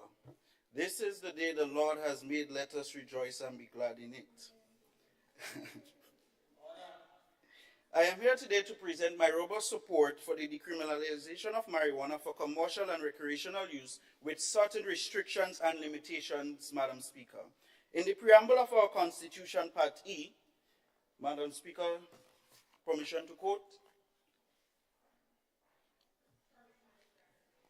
Thank you, Madam Speaker. We reiterate that the ideal of free men enjoying freedom from fear and want can be best achieved if conditions are created whereby everyone may enjoy his economic, social, political, civil, and cultural rights, Madam Speaker, end of quote. Madam Speaker, the time has come for us to have an honest conversation about marijuana. We cannot ignore the fact that the drug is currently classified under our present law as a controlled drug. However, it is crucial to recognize the changing global perspective on marijuana and the need for our lawyers to come to that evolving understanding. Madam Speaker, small quantities of marijuana, mostly found in recreational activities by our young people, inadvertently becoming a reason for the surge in criminal records in that demographic. The continued criminalization of marijuana has undesired effects for the socio-economic lives of individuals, with the convicts being stigmatized, impacting their opportunities and subsequently their ability to contribute to Grenada's economy. Madam Speaker, we tolerate a lot of things in this society, and when I say a lot of things, we tolerate a lot of other things in this society without us having to put laws in place to deal with it. Madam Speaker, let us be tolerant in that case. Let every creed and race find an equal place in this society, and let the Rastafarians get the opportunity to enjoy within the state of Grenada something that is of sentimental value to them. Madam Speaker, the opposition is going to say that we have social problems. The question, does it exist for alcohol? Yes, it is. What are we going to deal? We are going to deal with social problems that may emanate from the decriminalization of marijuana. Just as alcohol, we do have to find solution for that societal problem as well. Madam Speaker, the hypocrisy of the other side is alarming, you know. When a young individual gets into conflict with the law at present, and we are here debating its reevaluation, and the young person is stigmatized, they become distorted, and they believe that that occurrence in life, that their whole life is over. Madam Speaker, I'm here to say, life has not stopped, hold bills, and continue to live. We cannot in good conscience allow our society in which mental health is a serious issue and very important to continue heading south. The opposition will say it is the job of the government, Madam Speaker, to help this individual. Yes, it's the job of the government, and we will not abdicate our responsibility, Madam Speaker. That is why we are here debating this motion, so that we can amend the Drug Abuse Act and allow for its decriminalization in the first instance with certain restrictions in place, so that someone with a very small criminal record should not think that they're a misfit to society, or an individual who has limited freedom they should not misuse it and abuse it. Therefore, the act would be deliberated over a collective benefit versus harms evaluated. Madam Speaker, I must affirm that the decriminalization doesn't imply a free-for-all open-sepulchre approach. It merely suggests a more regulated, logical, methodological, objective, and the socio-economical from a productive standpoint. We will tread this route cautiously but optimistically. Madam Speaker, as a ministry, we are going to implement the following. We are going to increase our psychologists across the island by having 2 attached to every constituency. We're going to have a reintegration program in our society and a nationwide education and awareness program. We're going to develop a referral system in Grenada for the first time.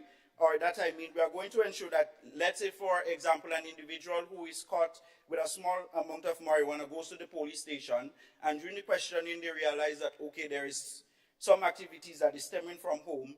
We're going to ensure that the police refer that information to the Ministry of Social Development, and after that social development will reach out to the family to ensure that that part is taken care of, Madam Speaker. We will allow first-time offenders to not have a criminal record, and these records limit up employment and educational opportunities, perpetuates a cycle of disadvantage. The goal of this bill, Madam Speaker, is to foster a responsible use attitude, discourage misuse, while reducing and ultimately eliminating prevailing misinformation about Mary Jane.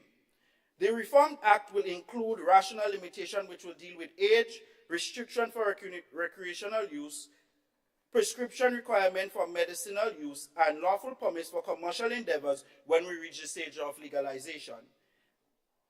We must promote and have a reasonable use program in effort to work around the potential abuse.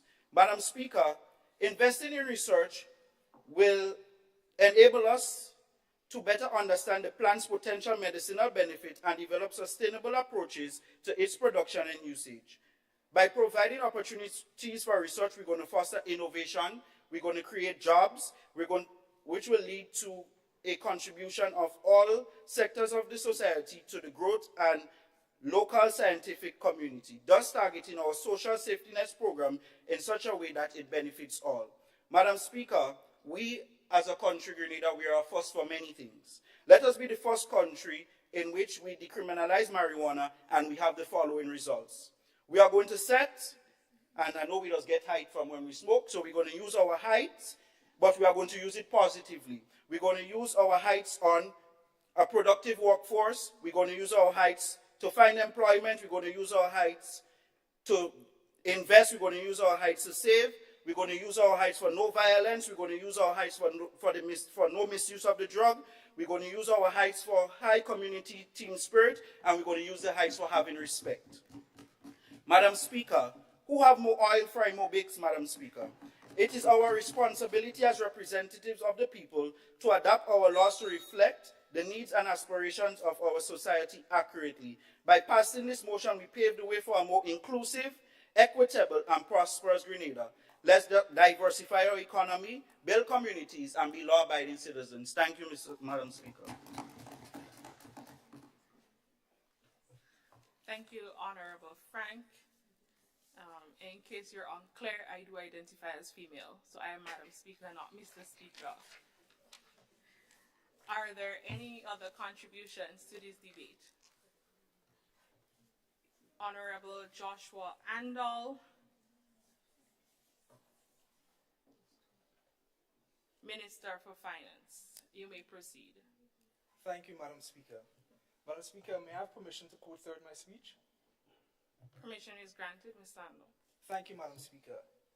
Esteemed members of Parliament, honorable members on the other side, and fellow Grenadians, of course, greetings to all. You know, up until a few days ago, held back by personal reasons, I was reluctant to take part in this sitting. Really, I was. When I sat down and I thought to myself, I said no. Two main reasons pushed me to take part. Firstly, the potential positive impact that our debate here would have on the nation of Grenada.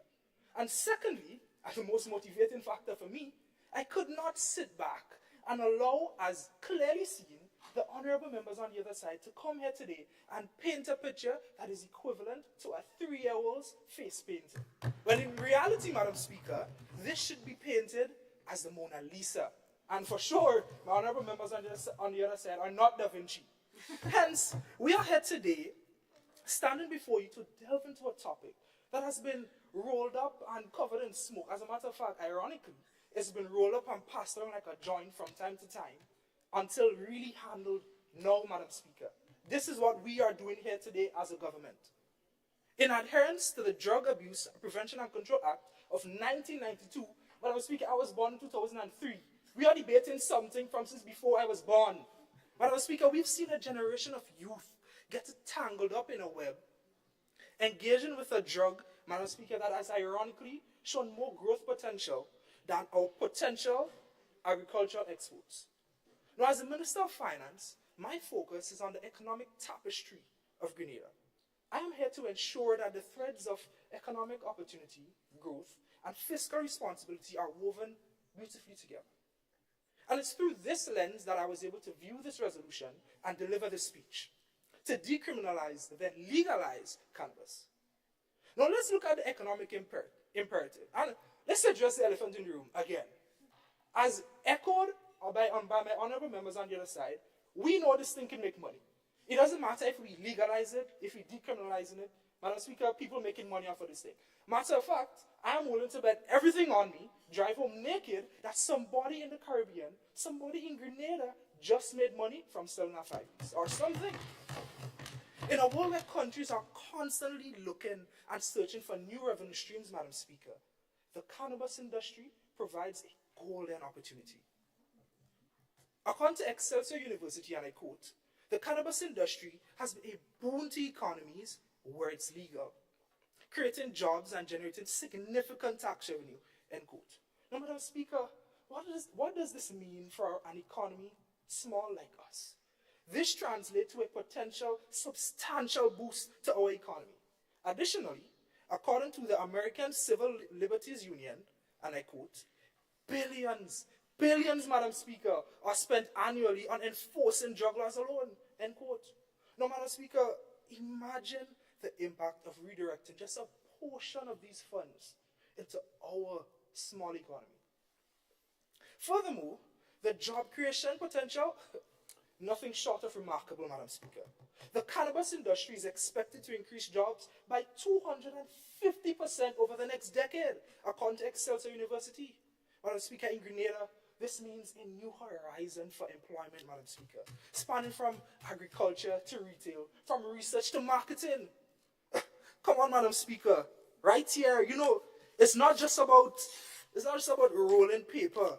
Here today, we are speaking about rolling out paths, new career paths for our people. As Finance Minister, my role incorporates not only balancing the books, but also balancing the needs and the well-being of our citizens. Now, this route of decriminalization will lift a significant financial burden of legal proceedings and incarceration of minor offenses associated with the youth of Grenada.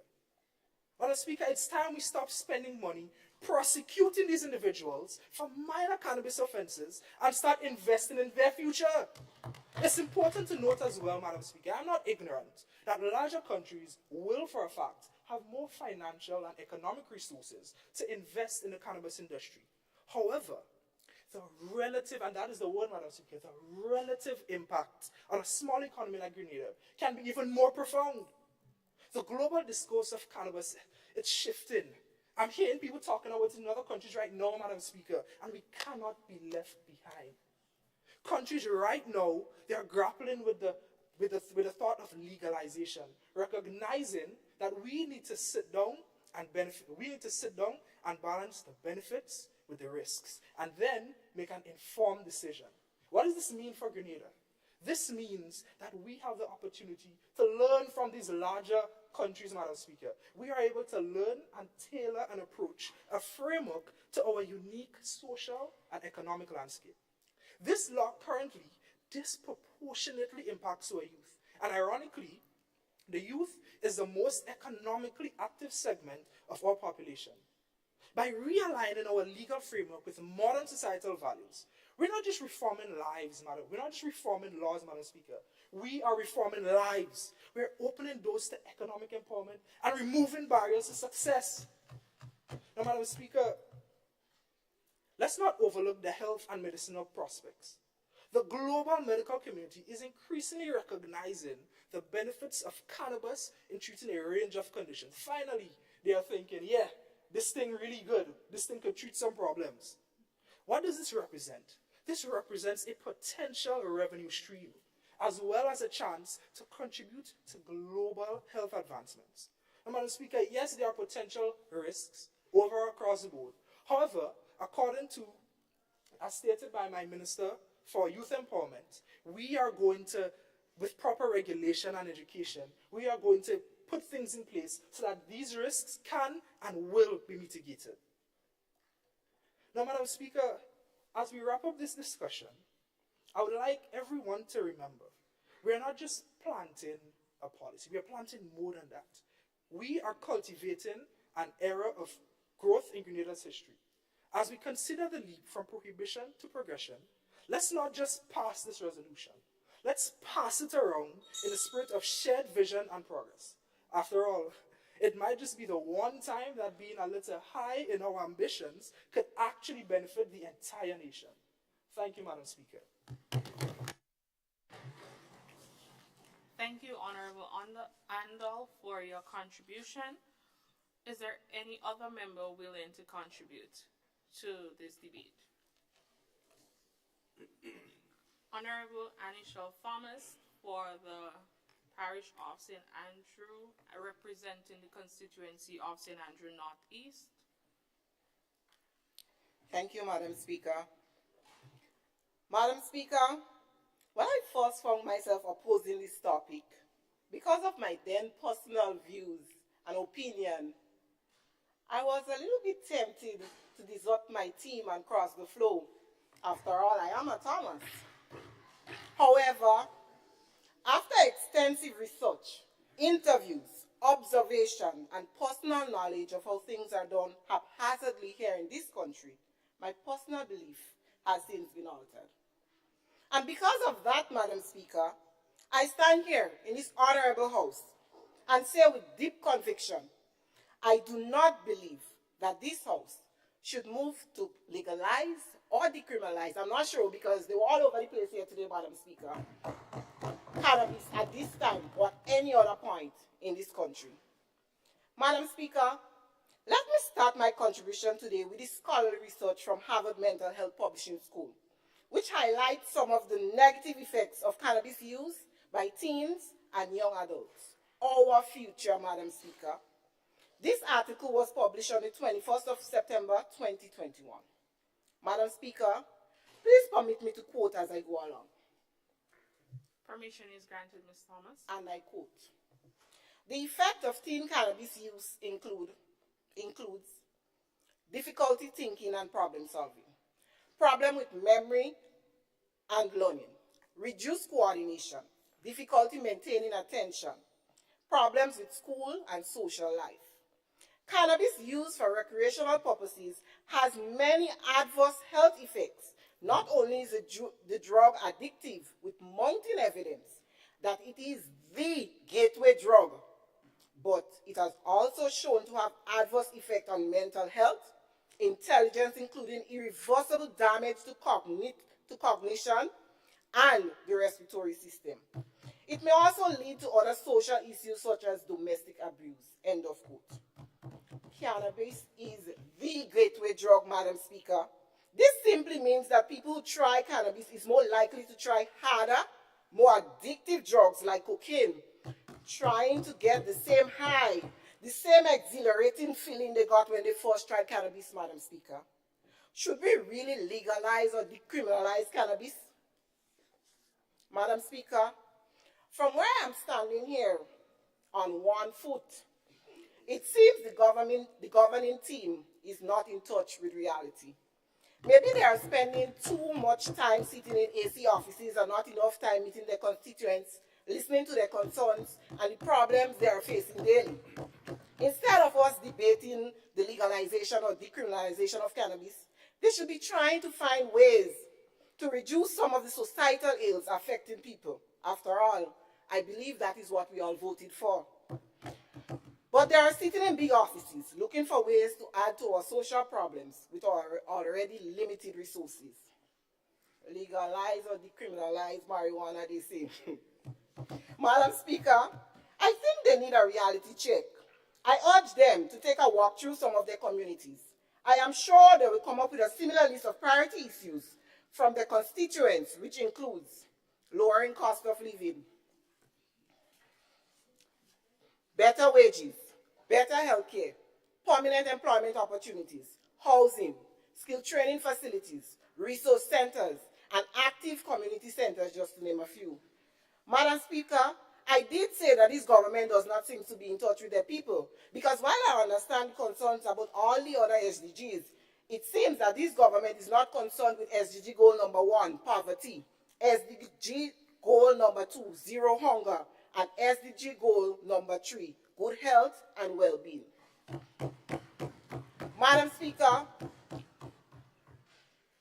the youthful population is literally out here begging for opportunities to excel, especially in the digital economy.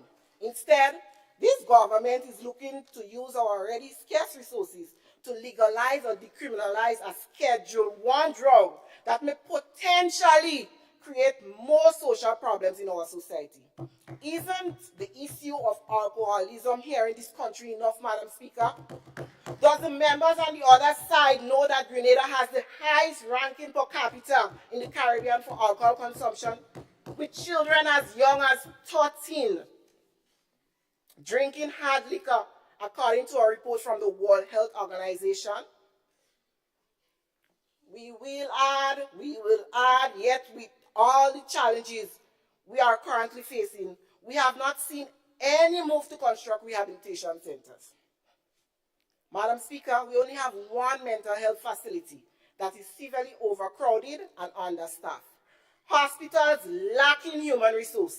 Community centers that is not adequately outfitted to deal with any issues related to cannabis. And a society that is increasingly stressed by the extreme rise in cost of living. But today, we are singing to legalize or decriminalize cannabis. Are they fighting to give our people a stress-relieving option, Madam Speaker?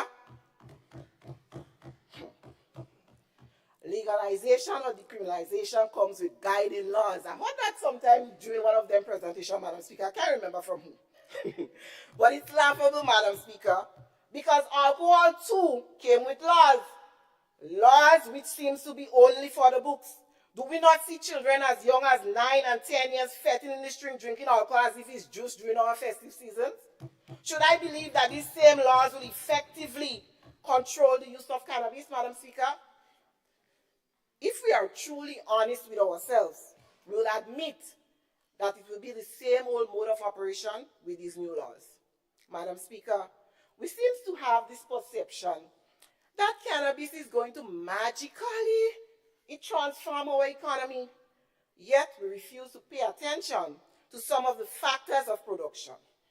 One is that cannabis must be grown in a controlled environment, because any cross-pollination of the cannabis tree means it loses its value, and that is the grade of the bud is reduced. cannot meet the required grade of the international, even the regional market, Madam Speaker, this cannabis tree that takes from 9 to 12 months to mature is of no use to our state. Do we really have the landmass required for commercial production of cannabis? Madam Speaker, according to statistics provided by the Land Use Unit of the Ministry of Agriculture, we only have 8.8% of arable lands, and of that percentage, only 10% is Crown lands or government lands. Do we really want to use these lands to cultivate cannabis with the failing agriculture industry that can't even help farmers to be able to produce enough food to feed our population? Shouldn't this government be more focused on reducing our food input bill? Madam Speaker, as a young practicing farmer, I can highlight several ways we can use these millions, if not billions of dollars they intend to invest in this cannabis industry. Why not invest in factories for value-added products, reducing the wastage of seasonal fruits such as mangoes, golden apples, or even breadfruit? Why not invest? Madam Speaker, I beg you to give me 3 minutes to sum up. Honorable member, as tempting as that may be, you are granted 1 minute to wrap up. Madam Speaker, why not invest in irrigation systems or shade houses to help to mitigate against the conditions related to climate change? Why not subsidize farming implements so that cost of production can be reduced, thus helping to reduce the cost of living? Why not lease these agricultural lands to farmers so that food production can be increased? I can continue, but I will stop here. Madam Speaker, the aforementioned will not only increase in the fresh fruit production here in Grenada, but reduce our import bill, leaving more money to circulate within our economy. It will also create the much-needed jobs we are so dependent on in the cannabis industry. Madam Speaker, as I take my seat here today, I think it is fair to ask, is cannabis valuable enough to add to the loss of our nation's youth, our future, through the use of alcohol and now drug use? Does this government really care about our human resource, or is it just about financial gains and reward? I thank you. Honorable member, thank you so much for your contribution, and thank you so much for being present with us despite your ailments this morning. We appreciate your contribution and your attendance. Are there any further contributions to this debate? Honorable Ishmael Lett, Minister for Health and Wellness, you may proceed. Thank you, Madam Speaker. Madam Speaker, may I quote throughout my speech? You have permission to quote. Thank you. John Noble said it best. Good and evil intentions do not always lead to good and evil outcome. End of quote. I know that the honorable members on the other side have the best intention as we come to this noble house to engage in civil discourse for the educational benefits of the general public. However, it is evident that over many years of the public demonization of marijuana, and some would say because of the second nature of all that exposure, with some ignorance, any legislation that comes to this honorable house in terms of marijuana will be opposed. Marijuana, often referred to by its scientific name, cannabis sativa, has been subject of much debate and controversy. Its main chemical component, delta-9-tetrahydrocannabinol, THC for short, and I implore my opposition members, can you even pronounce that word? It is often demonized and labeled as the devil by some. While there are certain potential risks associated with marijuana, it is easy to lose its importance, and we often come with this approach whereby we only consider the bad and not the good. As Minister for Health, one common argument that is commonly brought forward when we talk about cannabis sativa is that its use can impair cognitive function, memory, and learning. A report done by the National Institute of Drug Abuse noted that cannabis only affected verbal memory, but had no effect on cognitive ability, such as processing speed or executive function.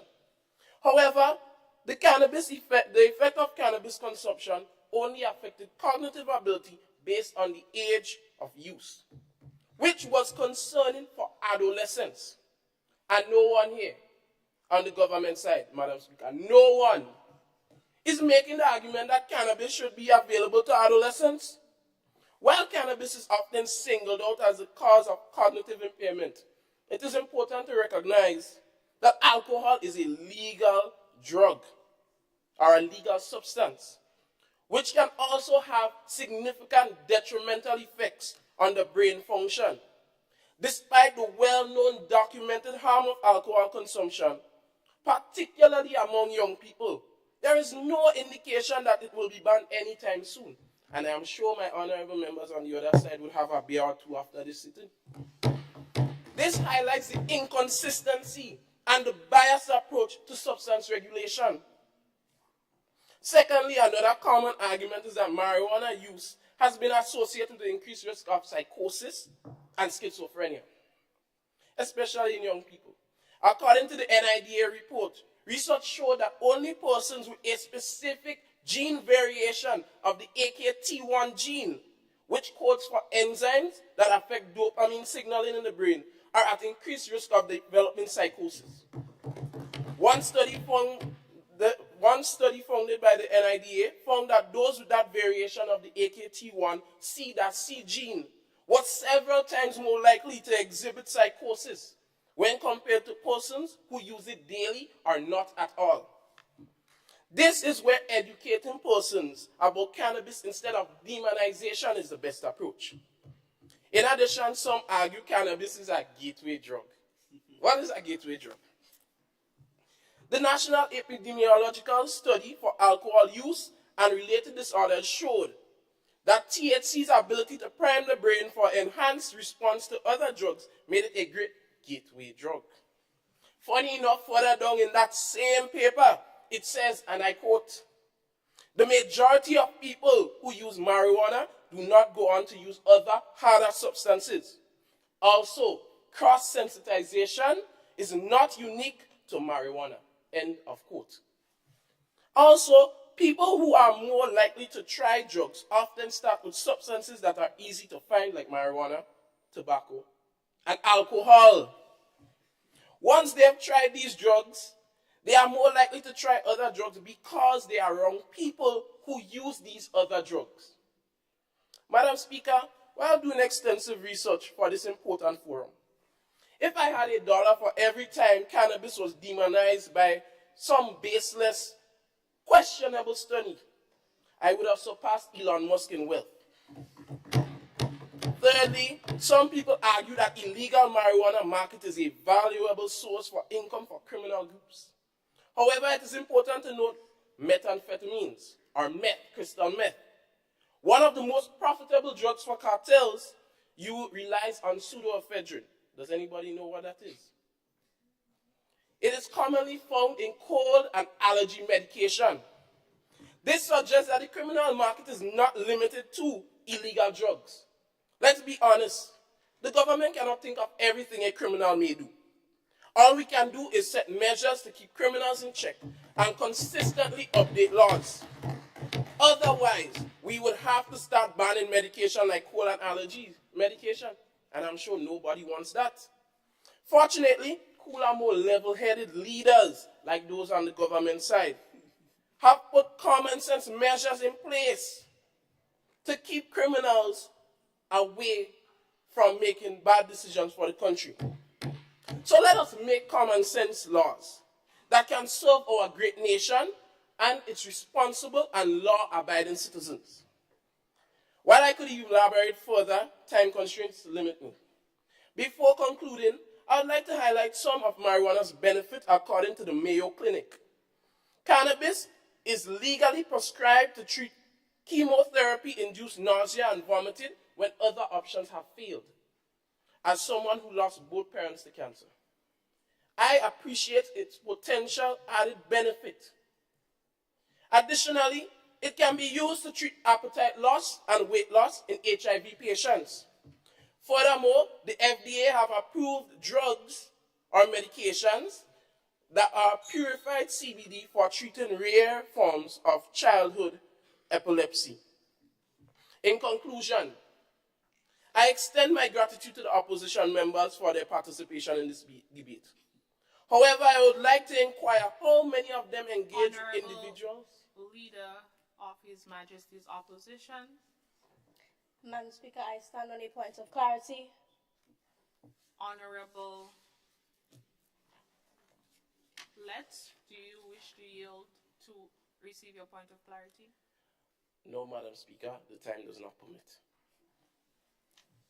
You may proceed. I would like to inquire how many of them directly went to the persons that their opposition to this legislation affects.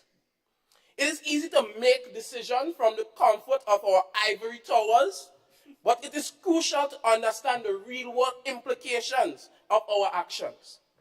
By opposing this legislation, we risk denying potential benefits to countless individuals who could benefit from cannabis use. Therefore, I urge my esteemed colleagues in the opposition, prioritize the well-being of people we represent rather than partisan political agendas. Let us not discard valuable opportunities to improve. Madam Speaker, may I be given 2 minutes to conclude my speech? As you rightfully mentioned, time is of the essence, so I will permit you 1 minute to proceed. Thank you, Madam Speaker. So, let us not discard valuable opportunities to improve the lives of the people we serve. And a gentle reminder to you, my honorable opposition members, do not throw the baby out with the bathwater. I will repeat, do not throw the baby out with the bathwater. Thank you very much. Thank you, honorable member. You needed 2 minutes to say that. Just very fine. Are there any further contributions to the debate? Honorable Jaheim Franklin, representative for St. George Northwest, you may proceed with your contribution. Thank you, Madam Speaker. Before I proceed, may I ask for permission to quote throughout the entirety of my speech? Yes, you may proceed. Thank you, Madam Speaker. Parliamentary motions where the best intentions meet the most convoluted language. When I first received this resolution, Madam Speaker, all I could have said was, woe, woe, woe. Madam Speaker, in my hand is what I like to refer to as a thinking cap. It is evident from this ludicrous motion being brought forward in this honorable house that the members on the other side clearly forgot to wear theirs while drafting this recipe for disaster. Madam Speaker, the resolution speaks to the government of Grenada providing opportunities for research that would aid in the production of cannabis for export and local manufacturing purposes. With what money, might I ask? What money are we going to be using to provide such avenues? Madam Speaker, there are countries such as the United States and Canada who have already made strides in the research of the medical use of marijuana. And don't get me wrong, they've made a few discoveries, but they are nothing compared to the insurmountable things that they have yet to properly discover. So my question to the members on the other side is, who are we as Little Grenada to play with going and put our hands in that? Do we have the resources? Do we have the facilities? Madam Speaker, we're already in a heap of debt. According to Grenada's annual debt report, as of December 31st, 2022, Grenada is in debt amounting to $2.1 billion EC dollars. $2.1 billion, Madam Speaker. And don't even get me started on the cost of opening a dispensary for marijuana. According to Todd Tiggs, Managing Director of UHY Advisors with industry expertise in cannabis, franchise, and manufacturing and distribution, just to name a few, and I quote, the startup investment cost of opening a dispensary can start at $1 million to $2 million US dollars, depending on real estate prices and local zoning. On top of that, professional fees for attorneys and other services can cost upwards $150,000 US dollars to get through the licensing process, unquote. I ask again, What money do the members on the other side plan on using? Are they planning to borrow money yet again from the regional and international financial institutions to put Grenada in even more debt? And what monetary and fiscal policies are they planning to implement to finance these loans? It can't possibly be the increase of taxes. We already had an increase in inflation of 2.6% in 2022, the highest it has been in the past 4 years, which leaves Grenadians struggling to purchase basic food items on salaries that barely last the month. So I would like to believe that the honorable members on the other side have a heart and are not considering this inconsiderate option. And Madam Speaker, while I'm on the point of borrowing money, I discovered in my extensive research that banks see it as an immense risk to invest in the cannabis industry, whether it be for research and development, production, or distribution. This is because marijuana is still seen globally as an illegal substance, and there are a lot of banking restrictions on cannabis companies, which has limited their access to capital. So through you, I would like to urge the Honorable Minister for Economic Development and the Honorable Minister for Finance to please take note, because this therefore means that due to their precarious legal status, that cannabis companies do not enjoy the access to banking services that many other companies enjoy. This makes raising capital harder and increases its cost. And Madam Speaker, the industry will continue to face more issues, whether it be industry-specific or broader economic challenges. Looking at the industry in particular, increasing competition from non-cannabis companies entering into the space is a major concern, as is the shifting landscape among the startup cannabis firms that are jockeying for market share. The complex legal landscape also makes doing business difficult for cannabis companies. More broadly, rampant inflation in recent years has increased many costs for cannabis companies, and interest rate hikes may have made it more difficult for those companies to secure capital. Furthermore, fears of a recession could decrease consumer spending on perceived non-essential items, potentially including cannabis products. Madam Speaker, as an auditor and student of the Association of Chartered Certified Accountants, it would not be prudent of me to support this myopic motion brought forward in this honorable House, knowing the financial and economic implications it will have on our economy. Yes, we know the marijuana industry has money, or we think it does, but so does the agriculture industry, so does the agro-processing industry. Madam Speaker, according to Table 1, titled Grenada's Key Macroeconomic Indicators 2018 to 2022, in the Annual Debt Report of 2022, the agriculture, livestock, and forestry sector had a decrease of 24.4% in revenue. 24.4%. And instead of coming up with ways to save and boost these sectors and other sectors, the members of the government are focusing on trying to legalize and research cannabis when there are countries that are already doing so. Madam Speaker, this is a slap to the face. And I refuse to follow Matthew chapter 5 verse 39 and turn the other cheek. Let us develop the industries we already have instead of trying to bring in new industries that we are not equipped to implement. Not because countries such as the US and Canada has a marijuana industry means that we need one. Haven't you heard all bread has its own cheese? We know it's only happy cow cheese we could afford. Why are we trying to play we want to go and buy Gruyere and Gouda cheese?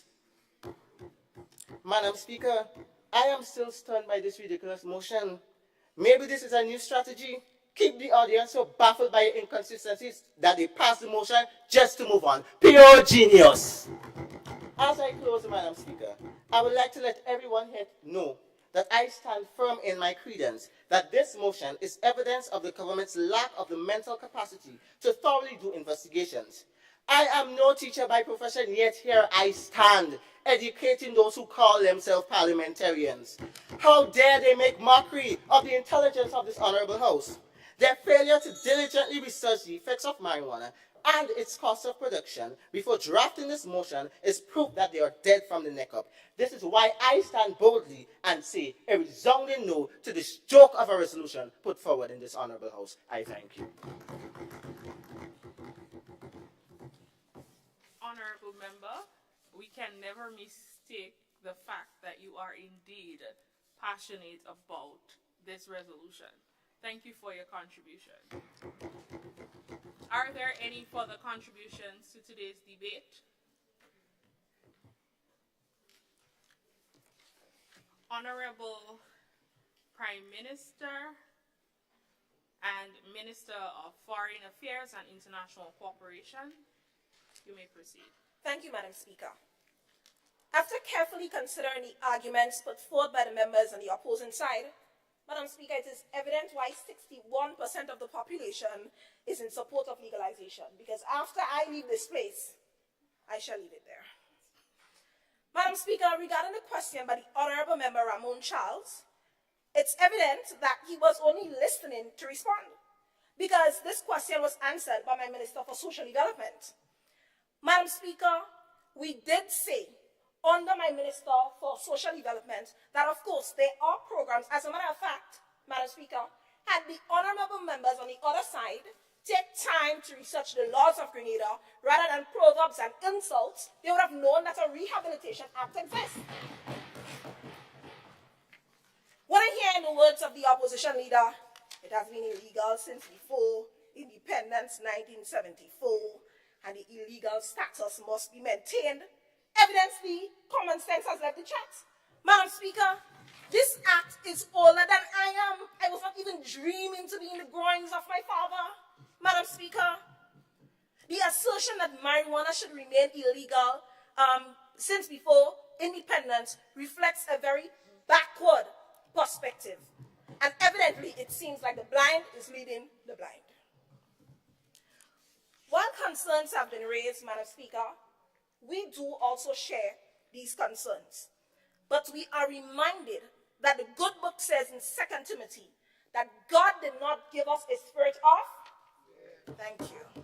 Hence, we press forward to the goals meant towards amending the Drug Abuse Act, decriminalizing marijuana, and legalizing marijuana for medicinal purposes while providing opportunities for research and production. To reiterate, seeing that the members on the honorable side weren't so keen on listening, Madam Speaker, the concerns regarding our social ills also was responded by our Minister of Youth, Madam Speaker. I asked the members in this gallery, maybe even the students in the gallery, Madam Speaker, although they can't respond, have you ever seen somebody who uses marijuana block a drain on a Monday morning? I thought so. Madam Speaker, as my Minister of Health would have outlined, obviously and evidently there are concerns with the use of marijuana for medicinal purposes. But we can't ignore the fact that obviously St. Vincent and the Grenadines, like we explained, is using it. Currently, I hold in my hand a medical cannabis identification application that you can obtain on the island of St. Vincent, Madam Speaker, to treat different illnesses. And we empathize, we sympathize with our honorable member who would have lost his parents to cancer. Madam Speaker, there is need for research in this vein unless the members on the other side obviously don't have a heart. Madam Speaker, we don't want to major in minor and be so negative as the members on the other side, but we would rather look at the positive outlooks of supporting this notion. The economic benefits, so nicely put by my Minister of Economic Development, Economic 101, which I would refer this class to all of the members on the other side. Of course, it's going to bring in tax revenue, job creation, Madam Speaker, and as they said, which is actually the only factual statement they ever made for the entire time, is that it's a $1 billion company. You got that right. It is. So why not invest and participate in this $1 billion company? Madam Speaker, to also answer the questions of what money will be used. Well, seeing that the members on the other side, they didn't do so well in using the money when they were in government and left it in the coffers, we will now use this money to invest in research for production of this said drug, Madam Speaker. Madam Speaker, in conclusion, We, the government, do not believe that we should be clinging to outdated ideologies and resisting change. It's not a sign of progress, Madam Speaker. And when I see the honorable member on the other side pull out a thinking cap, I thought to myself, he should have put it on. Madam Speaker, as I close, we maintain, Madam Speaker, my government and I, that marijuana, cannabis, the Amendment Act, should be amended under the following sections, which we would have provided earlier on. We also maintain our stance, Madam Speaker. We also maintain our stance that investment should be made into this industry that will provide research for medicinal purposes. We also do believe that the criminal record should be expunged, not because we are stating it should be, because it already exists. And evidently they did not do their homework. So lastly, Madam Speaker, before I take my seat, leave the education to the educators. There is a reason why we are sitting on this side of the house. And after meeting and speaking to the experts, which we will continue to do so in public tongue consultation, Madam Speaker, you might even invite the other member on the other side, Ms. Thomas, to join us and make it +10. We will engage with all stakeholders, from policymakers to the fellow citizens. And to that we say, we press forward, we move forward, challenging the amendment of the Drug Abuse Prevention Act of 1992. I thank you.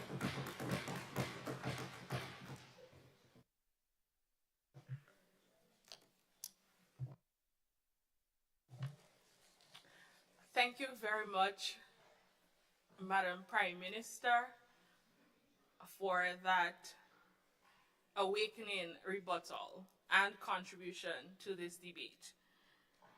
Honorable members, the question is that the following resolution be agreed. And whereas in the state of Grenada, marijuana is a controlled substance under the Drug Abuse Prevention and Control Act of 1992.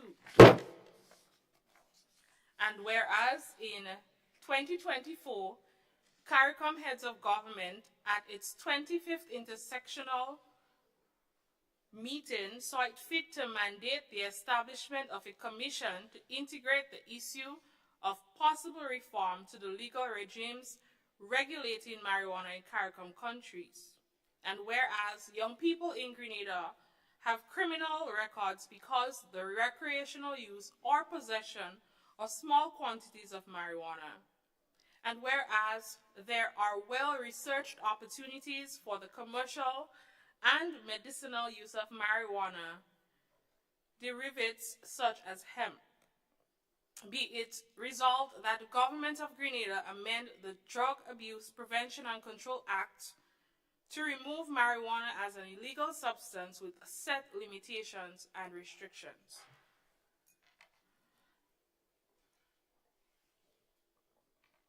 Be it resolved that the government of Grenada amend the Drug Abuse Prevention and Control Act to remove marijuana as an illegal substance with set limitations and restrictions.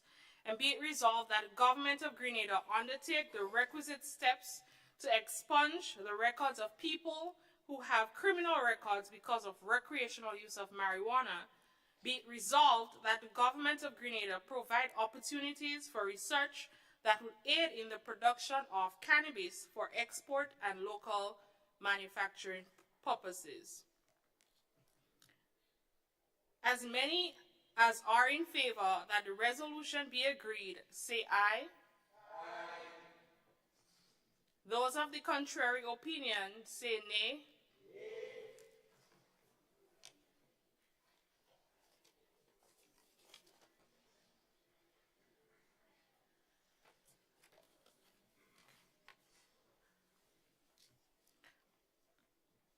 I think the ayes have it.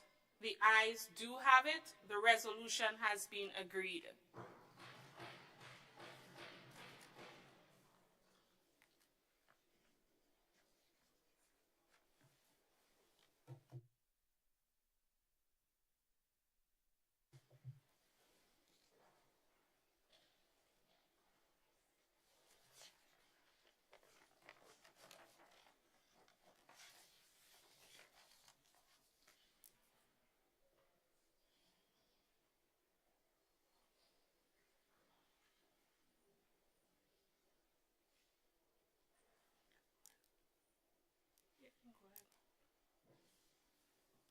Honorable Anishel Thomas, you may proceed.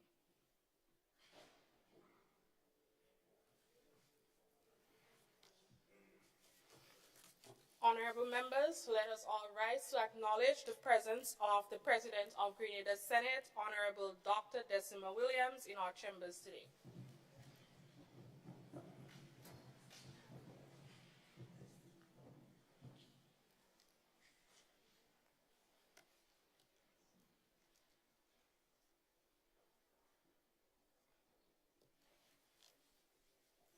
You may be seated.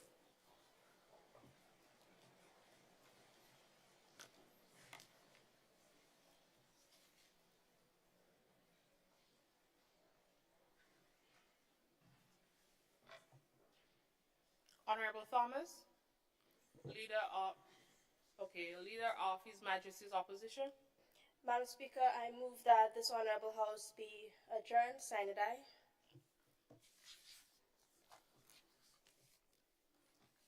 Honorable members, the question proposed is that this Honorable House stands adjourned, sine die.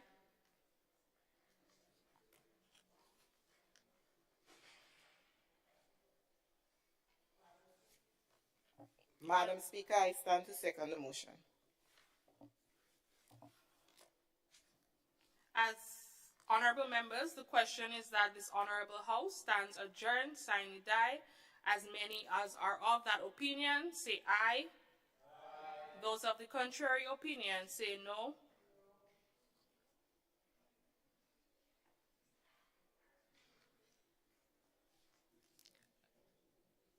I think the ayes have it. The ayes do have it.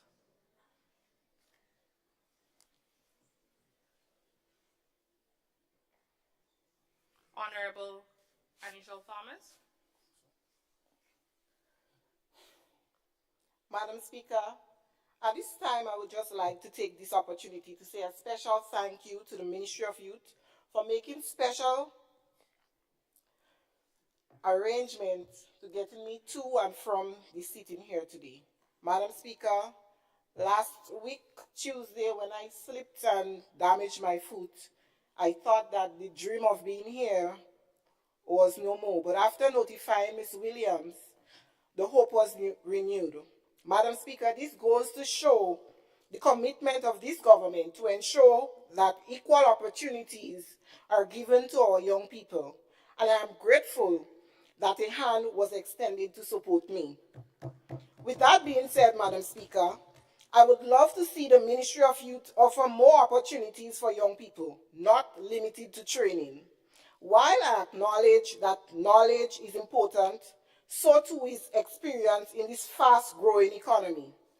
We need more tangible opportunities, opportunities that will highlight our ability to lead, opportunities that will prepare us to take up the mantle and carry it when those that are leading now step aside. Madam Speaker, we will not be able to effectively lead if today's leaders are afraid to give youths leading roles. I am truly happy to see Honorable Redhead and James, two very youthful persons, in the forefront. However, I believe with a rising youth population, we need to see more young people in leading roles. We are qualified. We now need to be given the opportunity to gain experience. We cannot get experience if we are not given a chance to. Madam Speaker, or we will just have to be prepared for a higher percentage of the brain drain. I thank you. Thank you very much, Honorable Thomas. Honorable Ramon Charles. Thank you, Madam Speaker. On behalf of the National Youth Parliamentarians, I extend our profound gratitude to all those who have played a pivotal role in making this event a resounding success. The collaboration and support we have received have been instrumental in shaping this transformative experience for our collective growth. Special recognition is also extended to our esteemed head facilitator, Dr. Sincere, who is unavoidably absent due to work-related commitment. Your leadership, guidance, and commitment is fostering a dynamic and inclusive environment have been crucial to the success of the National Youth Parliament. A special acknowledgement is extended to the organizing committee, led by Ms. Deslyn Williams, for their tireless efforts in orchestrating a seamless and impactful event. Their dedication and attention to detail have not gone unnoticed, and we are indebted to them for their hard work. In addition to all the specially invited guests, thank you for being here. We also recognize the unwavering support of our friends and family who have supported us throughout this journey, offering encouragement and understanding. Lastly, to anyone whose contribution might not be explicitly mentioned, but have played a crucial role in the success of the National Youth Parliamentarian, we extend our gratitude. In conclusion, this experience has been a collective effort, and we look forward to carrying out the lessons learned and momentum gained into future endeavors. Thank you.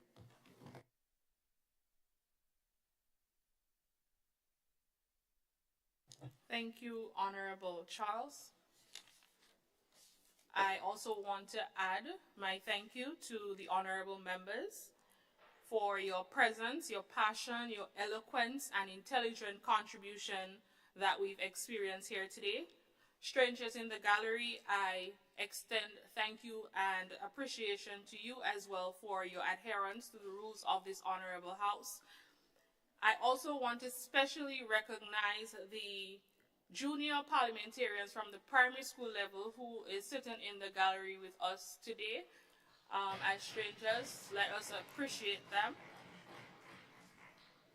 And also the secondary parliamentarians. I also make a special appeal to everyone, both ministers and strangers in the gallery, as a special request on behalf of the Ministry of Youth, you are encouraged to follow the division's Instagram page _MOY473 for updates that the Ministry of Youth will have for you. Honorable members, the business of this special national youth parliament sitting in the state of Grenada now stands adjourned. Sine die.